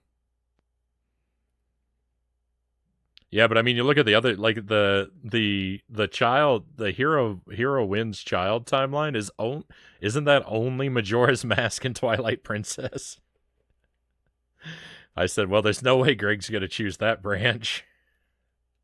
And then the other one is only Wind Waker and the Spirit Tracks and Phantom Hourglass, right? So there's really... the other timelines don't have a whole lot going on. The Fallen Hero timeline has like 100 games, and the other ones only have 2 or 3.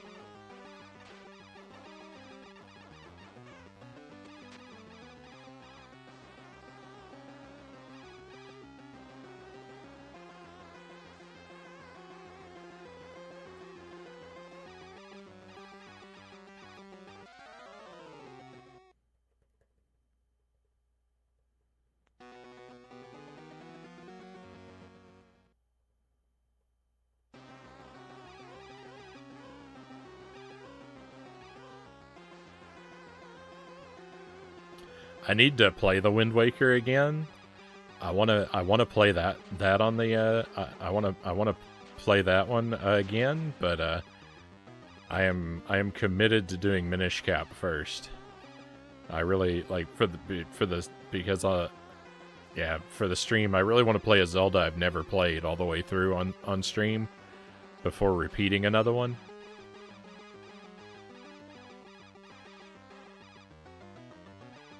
But I really want to play the Wind Waker again. There's not really a point to be made there outside of that, I guess.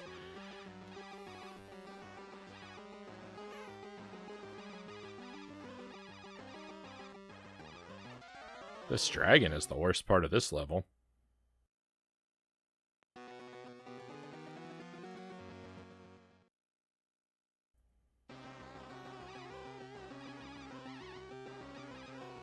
Oh, gee, I'm 100% with you. I don't really care about the official timeline or anything like that at all. It was just I was just thinking about it as a just for a conversation piece. But no, my opinion of like the official timeline and stuff like that is just like is the same as yours.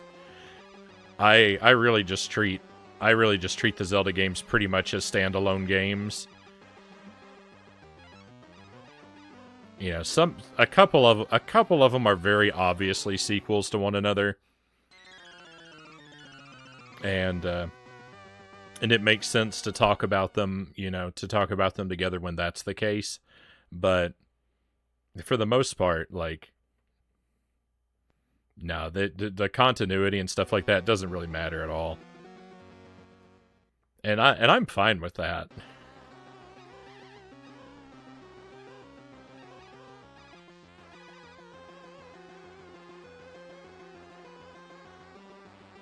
I like the idea that they're not very strictly connected. And that they've got room to they have room to change things and contradict each other and stuff like that. That's fine. That's perfectly fine by me, because it gives Nintendo a lot more freedom whenever they make a new game. They can, you know, they don't have to be bound to what's come before, but they can just play around with stuff.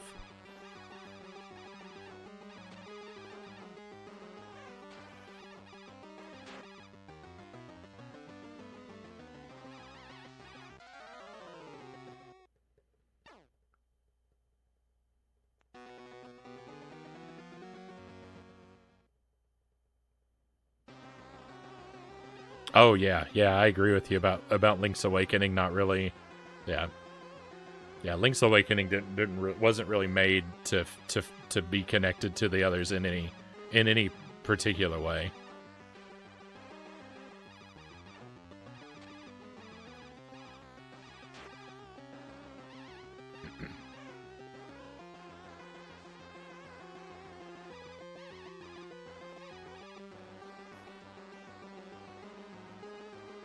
And that's why, like, you know,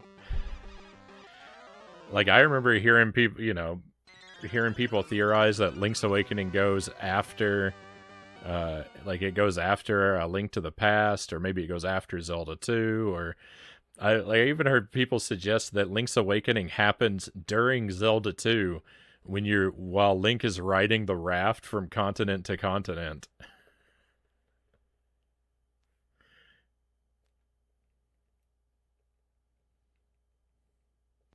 That's actually my favorite place to put.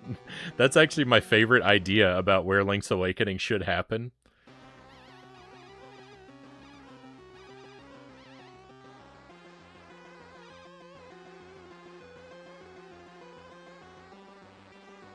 I know it doesn't fit with, you know, details that are given to you, like in the manual and stuff, but I don't care.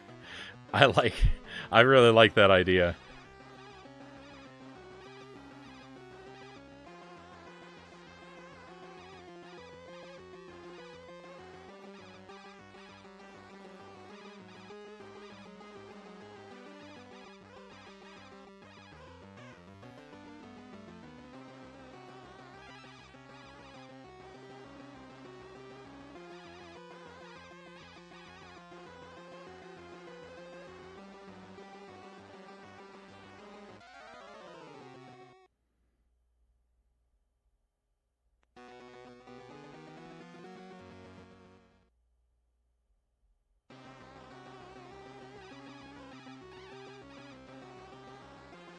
Oh yeah. The published timeline was 100% just made up in response to fan demand.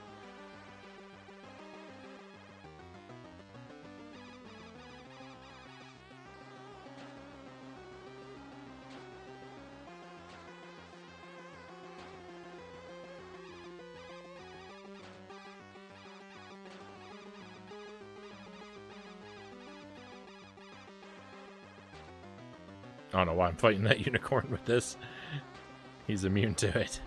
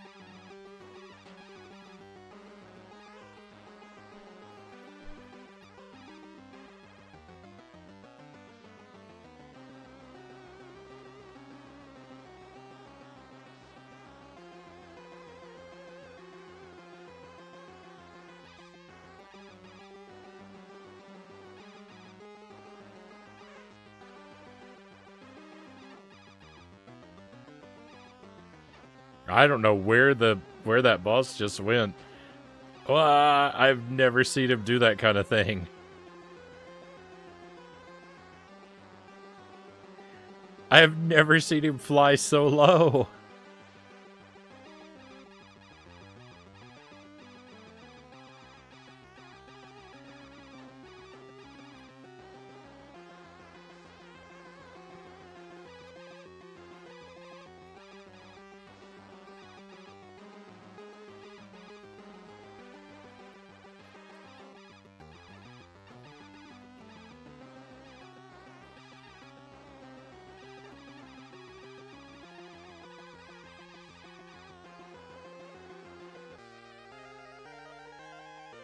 This game is so bogus.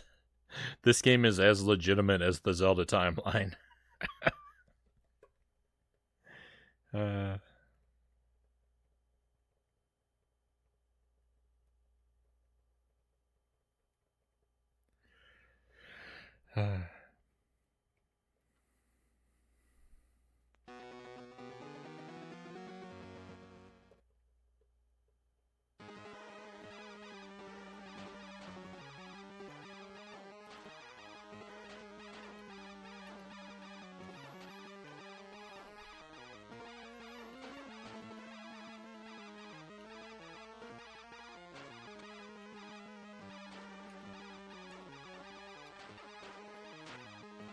There we go. Congratulations, you have restored peace to the kingdom. Thank you. It's so much less interest. Oh, wait. Being the wise and courageous knight that you are, your instincts urge you to return to the starting point to face the challenge again. What? Now there's a credit roll.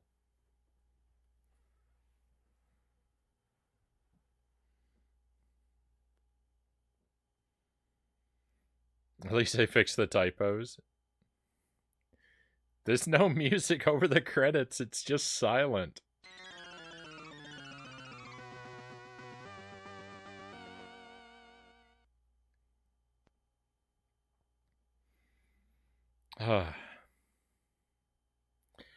Alright, well that's Ghosts of Goblins on the Game Boy Color. My opinion of this game just went lower and lower the longer I played it. I still think it might be okay if you play it on an actual Game Boy Color, because like I think the hardware I'm playing it on makes it worse. It played way too slow on the Super Game Boy, and it felt like it was playing way too fast on the GameCube. So like I'm hoping that like if you put it on the Game Boy Color, if you played it on the actual Game Boy Color, then it'd be in the middle and it'd be just perfect and it'd be okay. But definitely as it is, it's not okay. I'm not in favor of this. I'm not in favor of this game. of this version of it. So that's that. We've got a bit more time. We can do something else tonight. We can play through one more short game. Kind of think maybe I'll put on Castlevania and try a whip-only run of Castlevania. I've done that once, so it would be interesting to see if I do it again, if I'll do any better, the same, or worse. I think it took about 2.5 hours the last time I did it, so it would be nice if I could improve on that, but I don't know. Castlevania's a really hard game. But let's be bold, let's be brave, right? And it's October, we're supposed to be playing spooky games. Give me a moment, my friends. Let me take a short BRB. If you'd be so kind, I'll get the console switched over, and that's what we'll do. We'll try Castlevania whip only. Greg says agreed. Okay, port, but I think I'll stick with the NES. Yeah, stick with the NES. The NES version wins hands down over this version. Some of these changes that they made are very questionable, and it's because it's weird. Like, I expected there would be differences, but I thought that they would be differences that were mandatory because of the difference between, a console and handheld. But some things they change just to change things, and none of those are good. That's not what they should have done. But at either rate, thank you for sticking by me, my friends. This game got real ugly, but we did make it through, and I appreciate you coming along for the journey. Stand by a couple minutes if you want to continue tonight's adventures with me. I'll be right back with you.